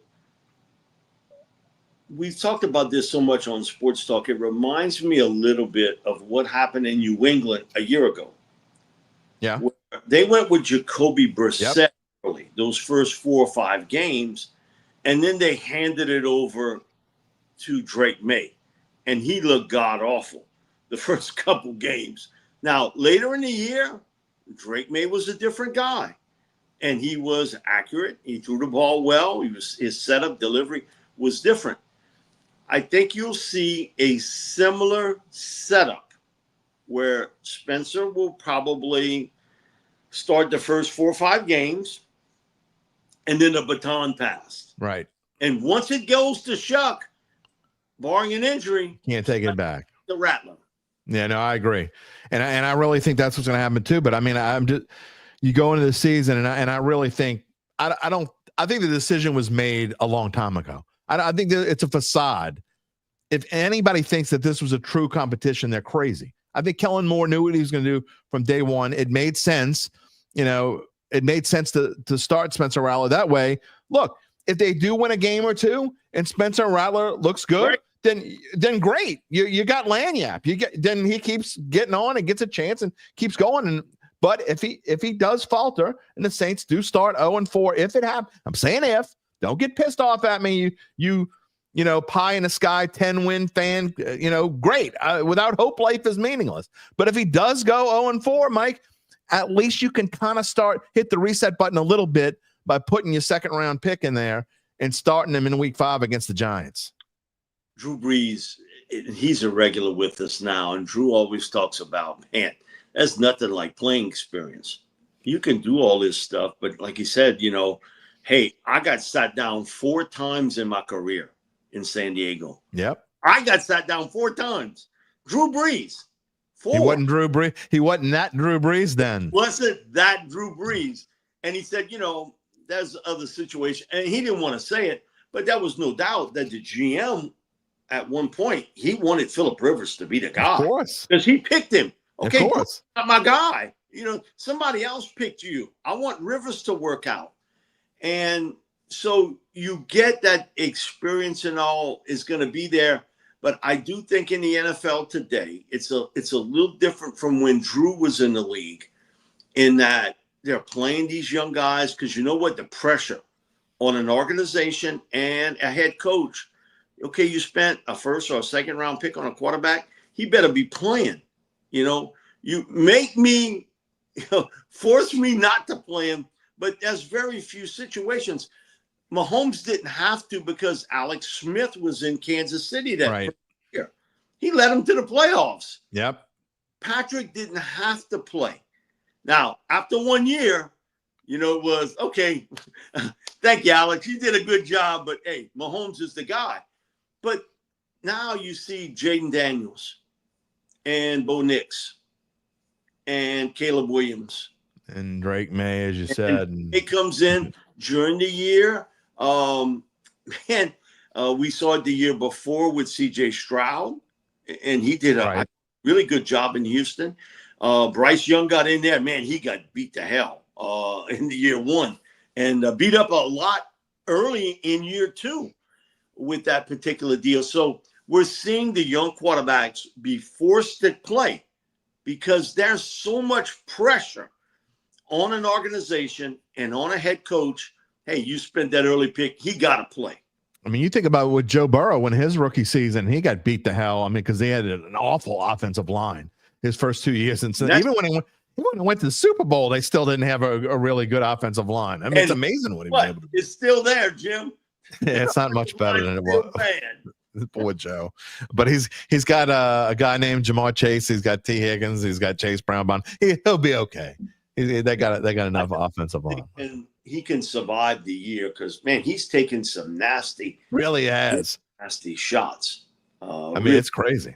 I mean, if just think about if they had an offensive line, how good that team could be. Not that I want to digress, but last couple of things here. But just what do you expect? I mean, and we said we don't know, but I mean, what do we expect out of Spencer? Look, I think you're going to get a guy who clearly has the 1-2. I mean, not that anybody doesn't have that, but he is fired up. He knows that he's getting a real chance here. I am, even though I've been on the shuck train and said I thought if it were up to me, I would start shucking week one. But that being said, now that they're going on with Rattler, you got to be fired up at least for a kid that's getting an opportunity to do what only a handful of people in the world get to do, and that's be a starting quarterback in the National Football League. When he got the job last week, he came on Sports Talk with me, and he was like, you dream about this as a kid. You just dream about you're going to be a starting quarterback in the National Football League. It's crazy. And so he said, I'm going to do my best. I worry about the offensive line continuity, and especially in the interior. Man, Alvin Kamara, they're going to lean on him. And there's no doubt. Maybe too much. And they are going to try to throw the deep ball a lot. I think that is become obvious on the pickups that they have, a healthy Rashid Shaheed.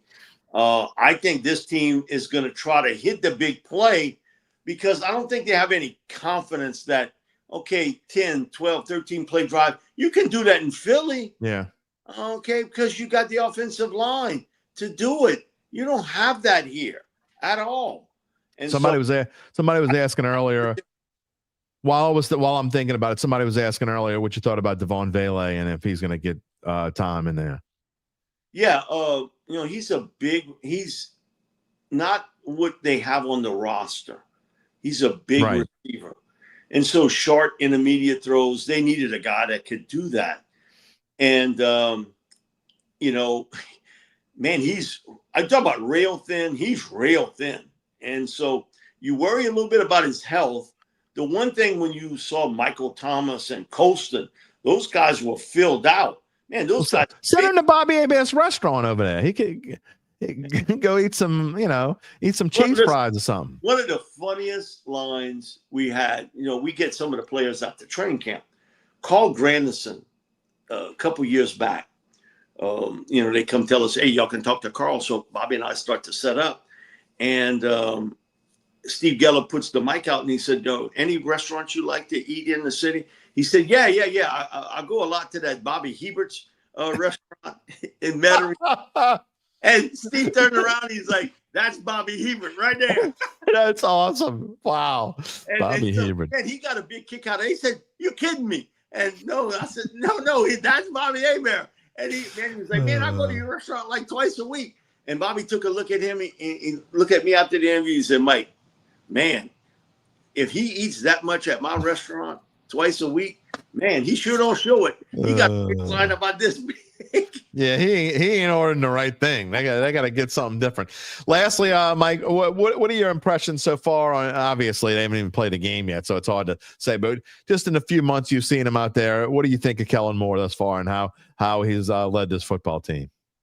I've been impressed with Kellen. Me too. I think he's the right guy. Now he needs players. Okay, it's great to be a great coach. Okay, coaching still matters all over. But boy, you a lot smarter coach when you got better players. And he doesn't have enough. Just does not have enough at this stage. But I think the choice of Moore was a really good choice. It's a potentially franchise changing. They needed to hit the reset button, and they're still in the middle. Like, the reset button hasn't even been pressed all the way yet. Like, we know there's more stuff coming, but and so if you got the right person, great. You got to lean on him, and so he's made some decisions that I don't necessarily have agreed with so far. But you know what? Like they say, trust in Sean. I feel like you can say trust in Kellen here.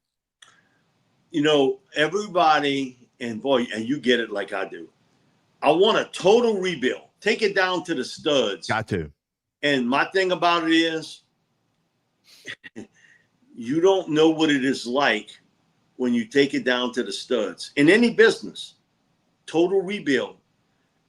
People today don't have patience for a total rebuild. It is difficult, and you're going to go through some difficult times.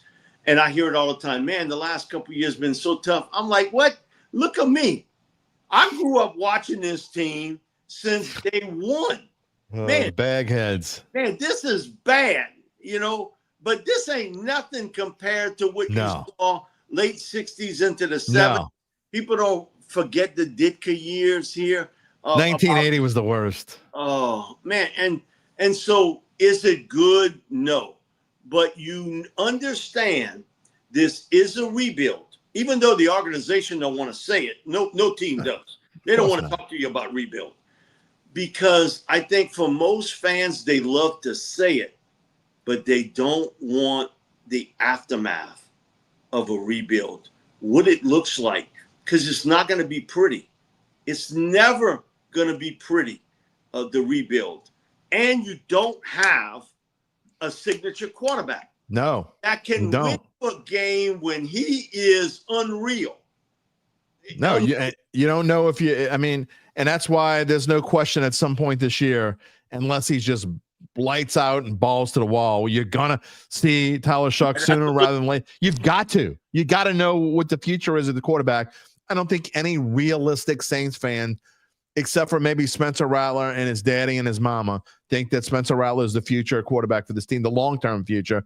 And you got to know if it's going to be Tyler Shuck. And I think at some point you're going to see that. And it's just up to Kellen Moore when he decides that he's going to bring that part of it in, and when that part of the reset button is it. But you're right. Got to do it from the studs. And there's only one way to do that. Yeah. And so I wish I was more optimistic, but I'm not. And I think this team could squeeze, because you never know late in the year how you catch a team. Could you squeeze 5, maybe even a 6 win? Maybe so. But for people like 9 wins or 10, no, it's not going to happen. And, the worst case scenario is it never jives. And your defense is out on the field for too long and they wear down. And so you get beat 20-10 or 24-10 or 27-13, something like that. And your defense is, they playing their ass off, but you can't score. That's what I think the biggest fear I hear from most Saints fans. I think from what they've seen, hey, the defense is going to be better. The defense is going to be better. Offensively, you got no clue of what's going to happen. Well, some people come in and out on this show because they don't like my realism. They want to be positive. They want the Fanboy podcast. And I tell it the way that I think that it is. And maybe I'm wrong. And hopefully I am. I hope this team is better than I think it is. But Mike, realistically, I just think 0-4 is not just a strong possibility. I actually think it's a likelihood. I think it's a likelihood they're going to start 0-4. So just mathematically, if they start 0-4, the rest of the way just to be a 6-win team. You're not asking for just to be a 6-win team. You'd have to go 6-7 down the stretch. And for a team like this with a rookie head coach and a big, giant, monstrous question mark at quarterback to go 6-7 after an 0-4 start, I think it's just, look, if it happens, great. If they don't go 0-4, they go 1-3 or 2-2, wonderful. Prove me wrong. But I'm just thinking realistically, there's only one way to get out of football purgatory. It's as you say, I use your line all the time. I stole it from you. I'm using it on the show. I've used it for many years. But to get out of football purgatory, you got to start over. And I think that's the positive part of what we're seeing here. The other thing too is, I think the biggest, kind of mystery team is Atlanta, and you play them twice. This was the week before preseason starts. We have Jen Hale on with us. And Jen tells me before we even do the show, because I call her to ask her to do the show. And she was like, I'm doing the preseason games for the Falcons. And she said, Michael Penix is not going to take a snap in preseason. And I'm like, okay, what, he played 3 or 4 games? He's not going to take a snap in preseason? She said, hey, don't beat up the messenger. I'm just telling you, that's what's going to happen. That's a dumpster fire, too. In their right mind, thinks that the young quarterback that's never really played much can come in here, and then you lose your starting right tackle, your starting center's gone, you got question marks on defense. But hey, Penix, hey, it don't matter. Yeah. And play. Yeah, you lost your right tackle, and you're a left-handed quarterback who needs his right tackle like everybody else needs their left tackle. So, yeah, that's not going to be a problem for anybody. Nah. I do have one more question. Thomas Dimitroff, Lance, and a couple others are wanting to know. Hold on, where did Rocky? Rocky asked, do you think Dimitroff is any indication Mickey may be headed out soon? Mickey's going to leave when Mickey wants. Exactly. We've talked about this the last 2 or 3 years, and everybody wants to debate you on that. And but I don't even know if Mickey knows when that is. I think Mickey's going to make that decision when he wants to leave. He 100%. The thing that's changed a little bit, he has brought in other people earwise, because Randy was a regular with us on WWL, and then one day he sends me a text, hey, I need to talk to you. So I called him. He said, hey, I got a job. I said, with who? He said, not far from where you live. I was like, you working at the golf course? He's like, no. He said, I'm working for the Saints now. And so Randy's been there. They've had other people in that spot. Here's the craziest thing, and we found the clip. Dimitroff is working for Sumer Sports. He was running it. And there's an analytical company where they kind of look at film and grade them in the analytical world. And all of a sudden, he shows up the Tuesday, and we doing the show in the Morial Center for the Super Bowl. And so I asked him to do the show. Sure, I'll do it. Came on. It was great. And so I asked him about, animosity between Atlanta and the Saints. And he was like, man, the two fan bases hate one another. Just hate them, each other. But he said, I was competitive with Mickey, but Mickey Loomis was my closest friend in the business. And he said, and so he went on a little bit. After the interview, he takes the headphones off, and he was like, hey, guess what I'm going to eat dinner with? He said, Mickey Loomis. I'm like, so he didn't say anything that. Now, he tried to get the GM job in Jacksonville. He interviewed for there and with the Jets, did not get it. Well, Mickey's going to pick his successor whenever he decides to go. Muscale is going to let him pick his successor. I mean, there's almost no doubt about that. So. Yeah, no question. And so him and Thomas are good friends. And I knew Dimitroff through Lionel Vital. Lionel, Orville, Louisiana. Played running back at Nichols State. My neighbor Joe Clark, God bless him, he passed away a few years back. Joe was the offensive coordinator. Joe was doing stuff in the 80s at Nichols that you see today. 1 back, 2 tight ends, or 3 receivers. Man, he was spreading the field out all over. So Lionel gets He plays with the Den Redskins. He plays in the CFL, gets into scouting. Him and Dimitrov got hired in Cleveland at the same time. The head football coach was Bill Belichick. They both go to Baltimore, and then, okay, Bill gets fired. They both go to New England. Uh-huh. And who gets hired with them is John Robinson. John was the linebackers coach at Nichols, and he was a regional scout for the Patriots and former general manager of the Titans. All of them were there at one time. So I got to know Dimitrov through Lionel Vital. Okay. You know, I'd been knowing Lionel. And the story, I told it yesterday for the first time. I never told it on the air before.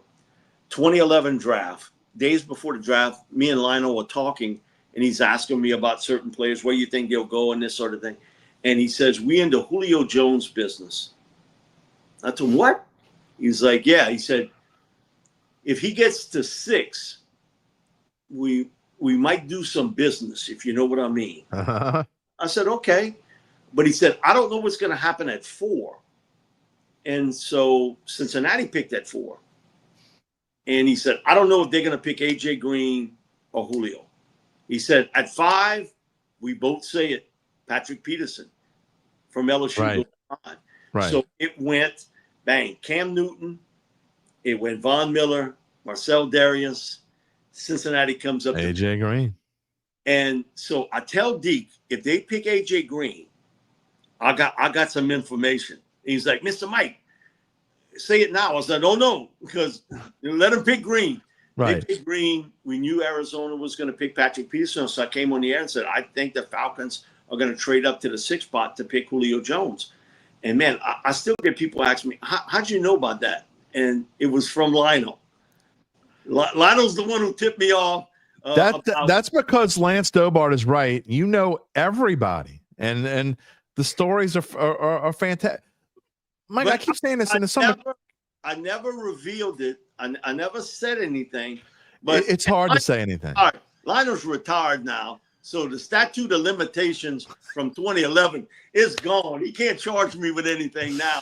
But he's the one that told me, and just because we got to know one another when he was at Nichols, and man, Joe loved him. Joe said, man, he can spot talent. He'd be a great scout one day. And after he left Atlanta, he was a scout for the Cowboys. And I think he was the GM of the Houston Gamblers in the USFL. But he's retired now. And every once in a while, we'll text one another about something. But yeah, got a lot of Louisiana guys out there. Well, we'll see what's going to happen in the future. Again, look, I think the only way for this team, and I'm not talking about record-wise. Record-wise, I think they're gonna be worse than last year record-wise. But I think overall, and I think you would agree with me, at the end of the season, what you want, if you're a Saints fan or you cover this team, is you just want to see improvement. You want to feel like the team's going in the right direction. Whether or not quarterback works, that's a whole different story. But just in general, you want to feel like the ship is going back north and not going south.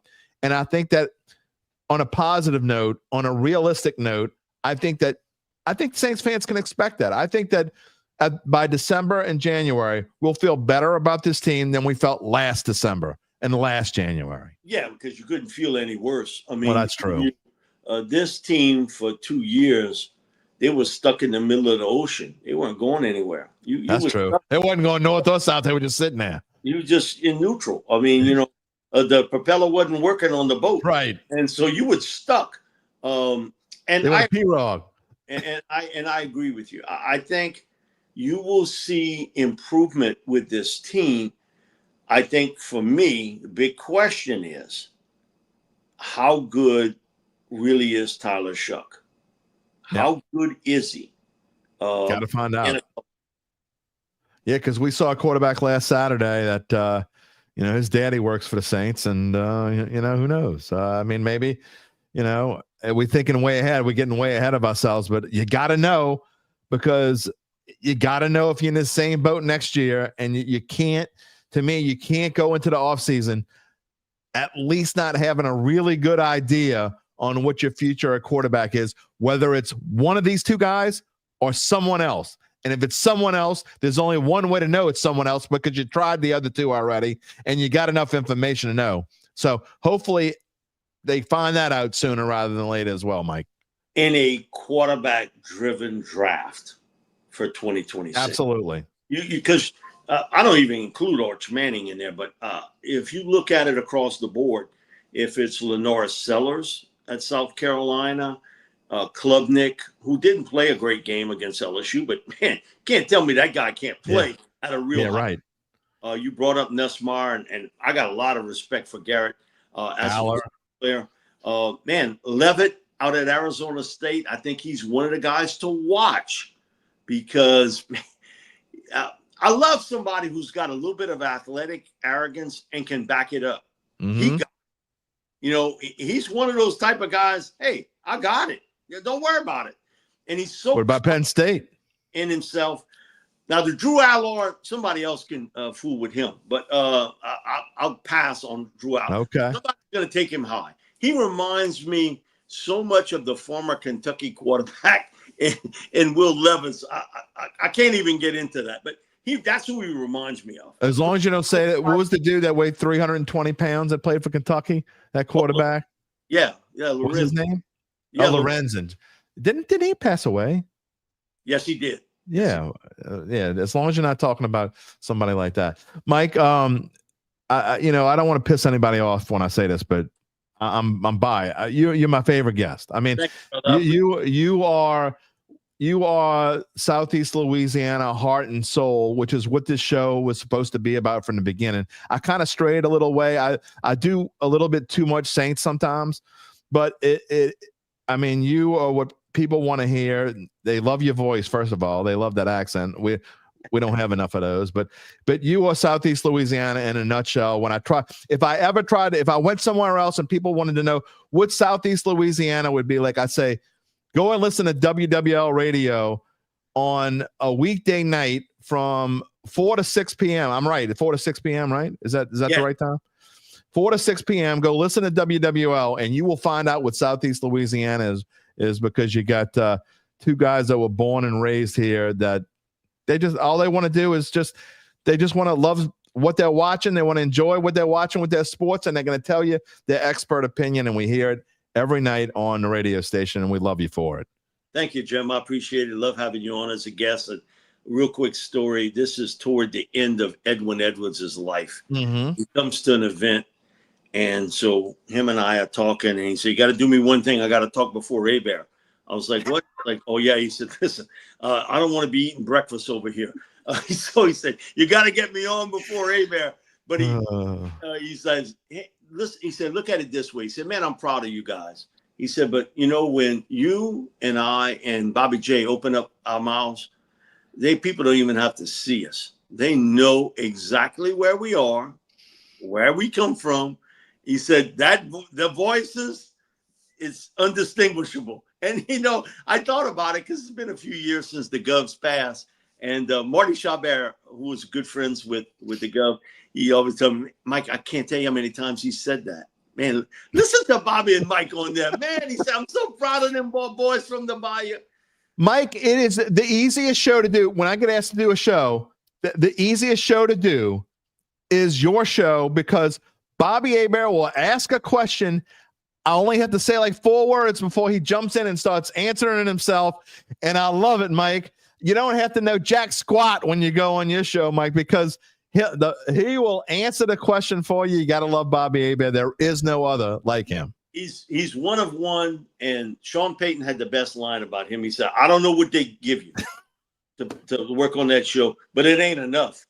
He said, to deal with him. But he said, Bobby's the only guy. And he said, I've been in business a long time that can ask a question, answer it, and debate himself before I get a chance to open my mouth. And he's right. He's right.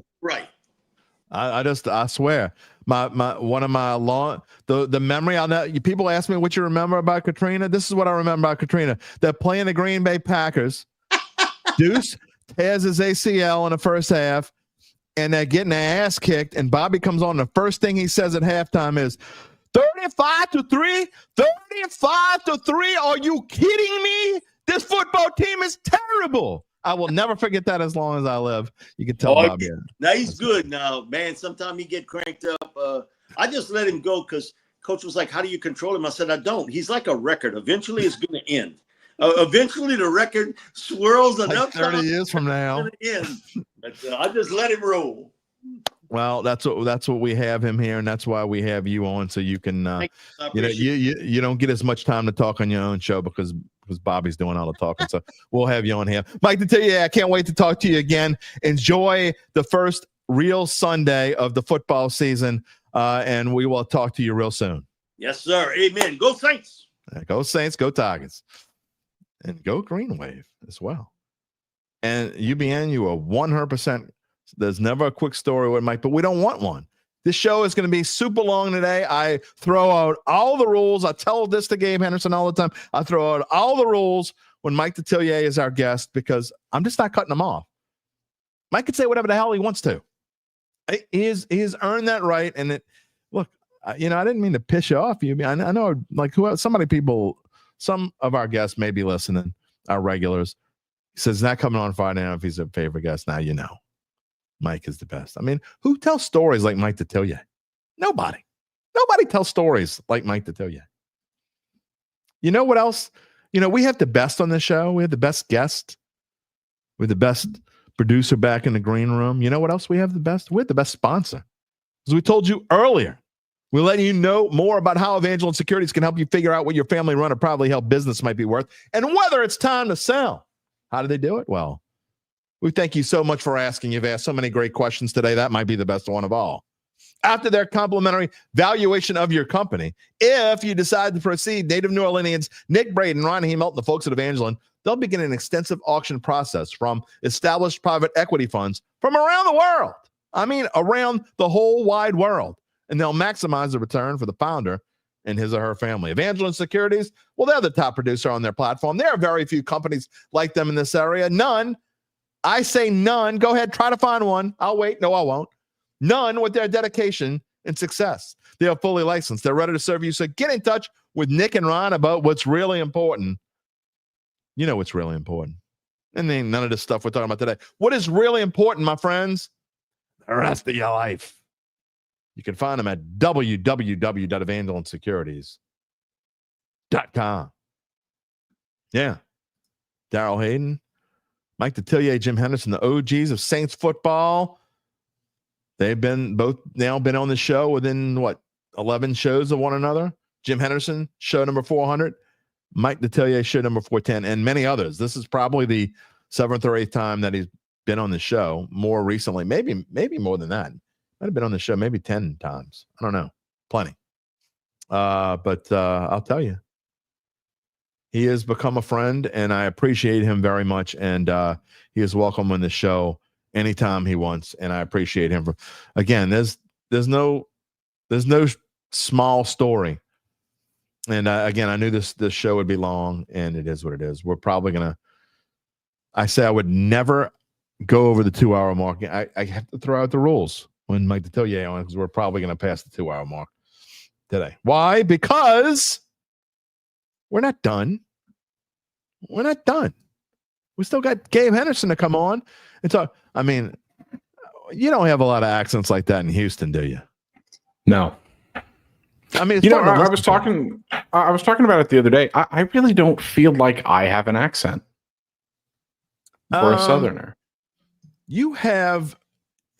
I don't mean this. Don't take this the wrong way, because I say this about all Gen Zers that live really around here. Gen Zers and whatever's beyond that, they don't have accents anymore. Like my kids, okay, I'm Yat through and through, in the heart. I was born a Yat. I'm gonna be a Yat till the day that I die on this earth. Okay, wherever I die. My wife is a Sicilian, born and raised in New Orleans, who lived her whole life. And my kids, I mean, if you didn't know any better, you would think they were from Topeka, Kansas. Nothing against Topeka, Kansas, but there's no accent. The culture is, it's sad, Gabe. The culture is dying, and I have a hard time with that part. Of getting older, that's probably what I have the hardest time about, because I think the culture of the greatest city in the world, not that you're from New Orleans, but just in general, the culture from the greatest city in the world is going bye-bye. And it's kind of sad. Again, my kids, there is no yat in them whatsoever. And sometimes they don't even understand what I'm talking about. But no, you don't have an accent. No, I didn't think so. No. So, all right. Enough of that. Again, as we are set to, I don't want to break any records here. We're going to probably surpass the 2-hour mark. But what is on your mind this Wednesday morning, Gabe Henderson? Well, there were 3 things that I was I'm just going to put this up this because I know one's going to be this. Well, so there were 3 things I was looking for in this weekend's LSU game. I was looking to see how Garrett Nussmeier played under pressure because I've said it before, and I said this was my biggest concern coming into the year. I wondered how he was going to handle pressure. And for the first time in a seriously big game, he didn't make any mistakes. He really didn't. Other than maybe the one sack that he took, thinking he could outrun that edge, but that's super minor. I'm not. Yeah, I mean that's that transitions perfectly into my next point. The offensive line. You and Mike touched on it. They were phenomenal. I thought they really were. Especially they allowed the first time they played together. And not only that, this is one of the best defensive lines in the country that they played. Is Lance, so it only gets easier. You're going to jinx. He might think you're going to jinx something. You might be jinxing. Jinx what? Nussmeier. How you said he was almost perfect. He was almost perfect. You got to knock on wood. I'm knocking on my head. Closest thing I got. And then the third was the defense. As I said, that is the best defensive performance that I've seen from an LSU football team in a big game since 2016. Yeah. And that's saying something. Look, man, they were phenomenal. Where the hell did Mansour Delane come from? That kid. I mean, he was the star of the defense, and I was so impressed by what he did. Harold Perkins looked like the freshman Harold Perkins. I thought the entire front line was outstanding. I'm not just going to call him good. I'm going to call him outstanding. That was one standout for me, and I think that really helped the defensive backfield was the pressure that the defensive line got. We haven't seen that since 2019. Yeah. No, I agree. We haven't seen players this disruptive since probably Caleb Chason or Harold Perkins occasionally during his freshman year, but he wasn't a defensive lineman. Did you think that LSU could force Clemson to just completely abandon the run in the second half? Because they did not even. I don't know what the number is, but it's like under 5. I don't think they ran the ball 5 times in the second half. Yeah, I don't know what it is either. I mean, it's crazy. I don't have a bad word to say about the defense. I really don't. No, you can't. I mean, what'd you say? I mean, DJ Pickett. King Mike Blake. touched on it earlier. We salute thee, Blake. So anyway. Yeah, exactly. Mike touched on it earlier. DJ Pickett, true freshman. His first game, one of the best receiving cores in the country, which Antonio Williams did miss a big chunk of the game. So that helps. Yeah. But you didn't hear his name called once. He was targeted once. I believe he had like a 39 quarterback rating against. True freshman. I texted you. Unbelievable. Texted you at some point. Trey Dez is a GD monster. I told you he would be. I told you he would be. You had I texted you. I think the day before the game, I said Trey Dez for a touchdown is like plus 295. Easiest bet to make before that game. He's a red zone machine. And we can't bet that here in Louisiana, by the way. You can't bet college props anymore, but you can bet it in other places if you're watching in another state. I mean, and Gabe did say that. All right. Well, look, I'm you're not gonna have a letdown, okay? In the grand scheme of things, LSU's gonna win this game Saturday. I don't care. I don't jinx, knock on wood, whatever the hell. They're not gonna lose this game. However, I am interested to see what kind of emotion they come out with after. Look, all they've been talking about for months and months is 1-0, wearing the 1-0 jerseys, the fake Death Valley, all this crap. Ryan Kelly talking smack, and then they backed it up. I want to see a really good team, a Nick Saban kind of team. And there's only one of those. I get it. But a Nick Saban kind of team comes out the next week against a inferior opponent and smacks the hell out of them too. So I want to see LSU come out and God love them, La Tech. You just picked the wrong season to play LSU. It is what it is. 37.5-point dog. I want to see LSU. I don't know if they're going to cover. I might make a prediction Friday on it. I may not. But I want to see LSU cover that 37.5-point spread. Yeah, and I'm working to get the stat right now on Brian Kelly. Give me 2 seconds and I'll have it pulled up. Okay. But I'll be able to tell you his non-conference record against the spread. It's been pretty good. Yeah, he's 10-6 against the spread since he took over at LSU in non-con games. And there have been times though that lots of times where he actually does take his foot off the gas. He does, but his team's still covered. Yeah, I would expect this team to come out with fire. I mean, as you guys mentioned, a lot of these defenders are transfers. Right. This is going to be their first time playing in the stadium, and after what the fans saw last week, I would imagine it's going to be quite the environment at the real Death Valley this weekend. Yeah. The one thing I'm interested to see. Go ahead. No, go. You go ahead. Tell me because okay. I want to. I was going to say the one thing I'm interested to see is how Joe Sloan gets his wide receivers a little more involved. That if I had to pick an area of concern from the game the other day, that was probably it. Nick Anderson didn't have a catch. Yeah. And so I think you've got to get guys like him more involved.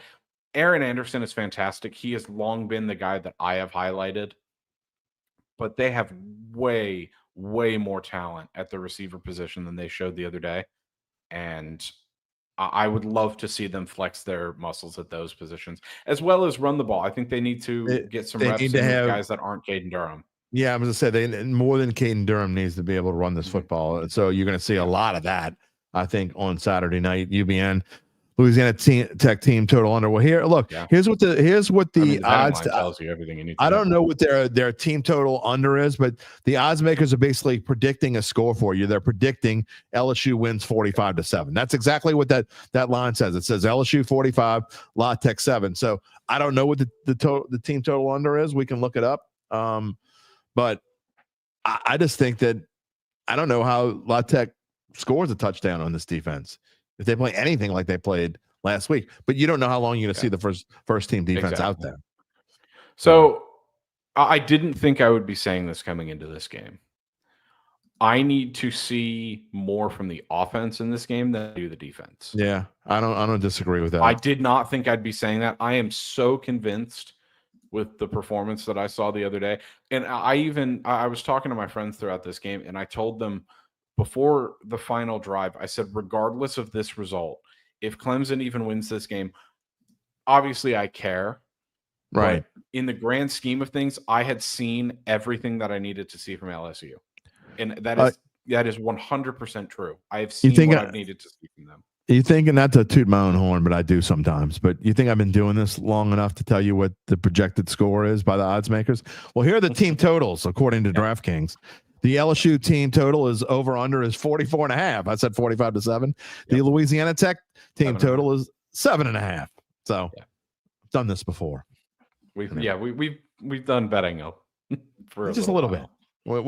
So I mean, for those of you who like the betting aspect, by the way, before I let you go, they will be in for a treat because Friday is our first real pick'em show. We had one last week where we were like looking at the future for the whole season.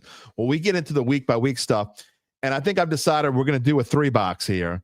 It's going to be me, you, and UBN on the same screen. I haven't figured out the exact format. I think we're going to do 3 picks each. I have to figure out how we're going to do it, and I will give you all the specifics going forward. We're going to have fun with it. So Zach Ewing will come on first. It'll be Zach and I, and we will do a preview of the Saints game, and we will both make our Saints predictions. And then I will also ask Zach, we'll have the 3 NFL games of the week. I will throw up on the screen whatever the 3 biggest games are that week. Obviously, the Thursday game will already be over because it's tomorrow night, and so we won't be able to do that one. But whatever the 3 biggest games are, obviously Baltimore, Buffalo is going to be in there, and Zach and I will make predictions on that. And then you, UBN, and I will get on and we'll give our 3 picks of the week. It could be college, it can be NFL. We'll figure out the format, but we're going to have a lot of fun. It's going to be Fun Friday. It's this Friday, and Gabe Henderson, I'm looking forward to it. Yeah, I'm really excited. And let me part with this.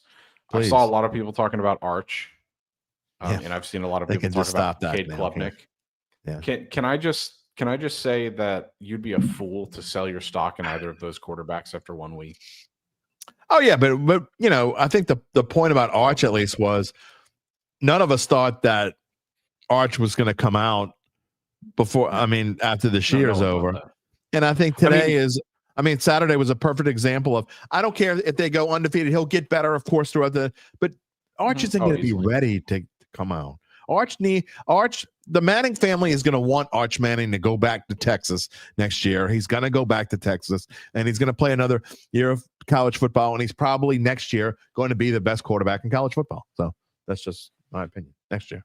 Yeah, I mean, I wouldn't sell your stock in either of those guys. I think both of them had rough first weeks, but they're going to be in the Heisman conversations. In fact, I don't think Arch is going to be a realistic Heisman Trophy candidate this year, maybe, but I definitely think Klubnik will be, and I don't know what the odds are. You can tell me later, but I think that this is probably a value time. Whenever a quarterback who I think is really good loses his first game, it's value time. You're never going to get this value 100%. on those guys again. So if you think Arch Manning or Cade Klubnik have a chance to win a Heisman, now is the time to bet it. If you want to bet it, if you're inclined to do such a thing. If you're looking, Cade Klubnik is plus 1,600 at BetMGM. Arch Manning is plus 2,000 at ESPN Bet. Love it. I think both of those are worth a flyer. Gabe Henderson, sportsbookreview.com. What are you working on for today? I've got nothing else on the docket today. I've got my MLB home run picks up on our site for the rest of the day, and the rest of the week is just prepping content for the weekend, though. So all of the best bets for college football, all of your best NFL content. If you need some betting advice, most likely we've got it for you.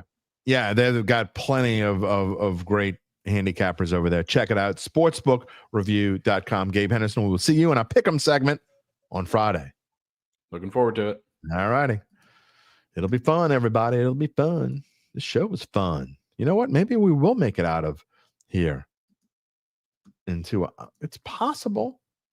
Chad Gage wants to know over under 2 interceptions by the Rat. I'm going to go into it with just a hint of possibility. I mean, positivity. I'm going to say under 2. I'm going to say under 2.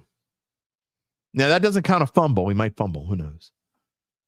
I think the Rats' problem isn't necessarily the interceptions, although he did throw, I think, 3 more picks than he threw touchdowns last year. The bigger problem was, I almost want to see him throw 2 picks, and I'm going to tell you why, and I mean it in a good way. I almost want to see him throw 2 picks because it means he let himself go. Spencer Rattler, you got nothing to lose. I know people, you got nothing to lose. Let it go, man. Just let yourself go and have a good time. Really. Enjoy the ride. You never know how long your ride's going to be. It might be 8 years. It might be 4 games. It might be 2 games. Let yourself go. Have a good time. Throw the football. Lance says over. UBN says under 2 for the Hall of Famer. Right. Come on, man. Come on, man. Daryl Hayden. Over under Rattler is responsible for 2 touchdowns. I see where you're going there. Demetrius James. Let it fly, young Rattler. I'm with you. Let it fly. Just do your thing, man. You got your shot. This is what you got a real shot. There's no more, his offensive line ain't the real offensive line. He doesn't have Chris Olave. Got no more excuses. He doesn't want any, I promise you. Do your thing, young man. Do your thing. Get out there. I think it's going to be fun. Look, that's all I'm asking for. I'll give you my prediction on Friday with Zach. And I don't know, does the final score matter in the grand scheme of things? Of course. I never say that. I know I've always been the proponent of you got to win. You got to win it all. Whatever. Winning's the only thing that, in this case, this is a rare case. This whole season is a rare case of I don't give a damn really whether they win. I'm not expecting them to win 9 games and have a chance to go to the playoffs. I want to see improvement from week 1 to week 17. I want players to surprise me. I am rooting for Spencer Rattler to surprise the hell out of me and just do your thing, man, and prove me wrong. I want you to prove me wrong. I'm 100% serious. I want you to prove me wrong. I want this to be fun. Nobody wants to watch the crap we've been watching for the past 3-4 years. Nobody wants to see that anymore. You know, even in the non-win season, it sucked because you really didn't have a lot of hope because a numbskull who is bringing Isaiah Foskey in to try out as defensive coordinator of the Bears was running this organization on the field. He's gone. There's new hope. I'm hopeful for this team. I'm not hopeful that they're going to win more than 5 or 6 games, but I'm hopeful that in December that we feel better this December than we felt last December. I know that doesn't even take much, but it's a start. It's a start. That's what I want to see. I got fired up, man. I get fired up sometimes. But y'all think I'm Derry down on all. Some of y'all who pop in and out of here or come watch me once every now and then, you come in at the wrong time and he's always down on my team, man. It's not that I'm down, I'm realistic, but I have hope. I have hope for this team. No, I'm not joking, Lance. I'm not joking. The Chicago Bears are brought in Isaiah Foskey and worked him out. That is not a joke. Also, though, if you heard Mike Detillier talk about it earlier, so did the Philadelphia Eagles. Good luck with that. Anyway. Darrell Hayden, over under rushing yards, 26 for the Rat. Oh, that's a good number. Gabe says under. I'm going to say under only because he went over that number quite a few times last year. I'm going to say under only because I don't think he's going to try to run. You know, I'm going to say this in my best Herm Edwards voice from Oscar Maurice Calix. He's hopeful also because you play like you love the game. Okay, that wasn't the exact quote that Herm used, but you know what I mean. Lance says they should fire DA now to save their team. Ron Hendrickson says, for Rattler, tee high and let it fly, young fella. Let's have some fun in the Dome on Sunday. I'm going to be there. Way, way, way, way, way up there in the press box. Wave to me. I will be on the field after the game is over with Zach, as I usually am, doing the post-game show on the Saints Insiders page. Maybe I can get them to run that on the Dattitude page as well. I don't know. Maybe. I don't see why they wouldn't. We'll see how that goes. Maybe so. Lance wants to know he says over on Rat running. He thinks Kellen will work on an RPO. You know, that's another cool thing about this week that I am fired up to because I have no idea what this offense is really going to look like. They didn't show jack squat in the preseason. It's going to be interesting. There's a lot of things about just look, don't lose. I don't care about a score in the grand scheme of things, but don't lose 27-0.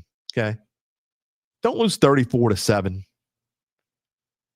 Losing in this, I hardly ever say this, but losing is okay this week. Just don't get your ass whipped. I'll ask. It's really not asking all that much, but it is going to wrap it up for us on this Wednesday.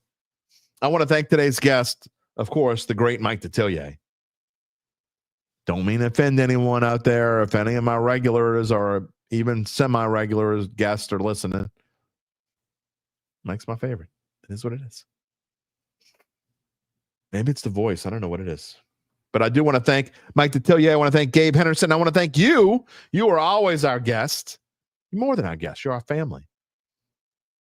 You're our family. And now that you're our family, if you have not already done so, please subscribe and like the Dattitude podcast on YouTube. That's where the family lives.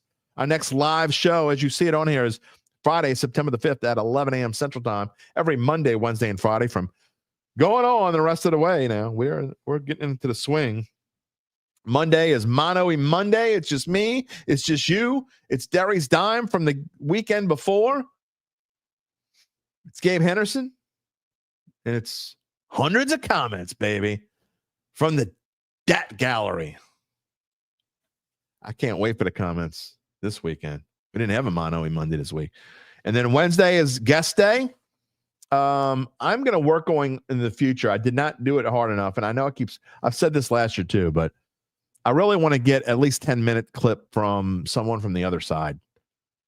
So who the Saints playing week 2? San Francisco. I'll see if we can get someone who covers the 49ers on for 10 minutes. No idea where I guess is going to be next Wednesday. And then Friday, it's Zach, it's Gabe, it's UBN as we do our Saints, LSU, and Tulane previews. And we do our NFL and college pick'em show.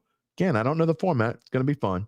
That is coming on this Friday. The Pick'em Gang will be here. A reminder to subscribe to our Dattitude YouTube pages. We already told you. I'm just reading the script. You put it on there. I'm going to read it.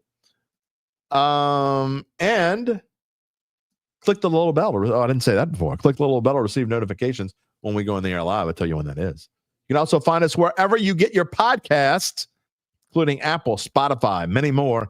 And always, and I mean always, find a replay of the show on NOLA.com/sports. You can find me on bet.NOLA.com. You can find our Saints Insiders on NOLA.com/Saints. And you can find Gabe on sportsbookreview.com. You can find Mike Detillier at WWL Radio. We thank him for coming on the show again.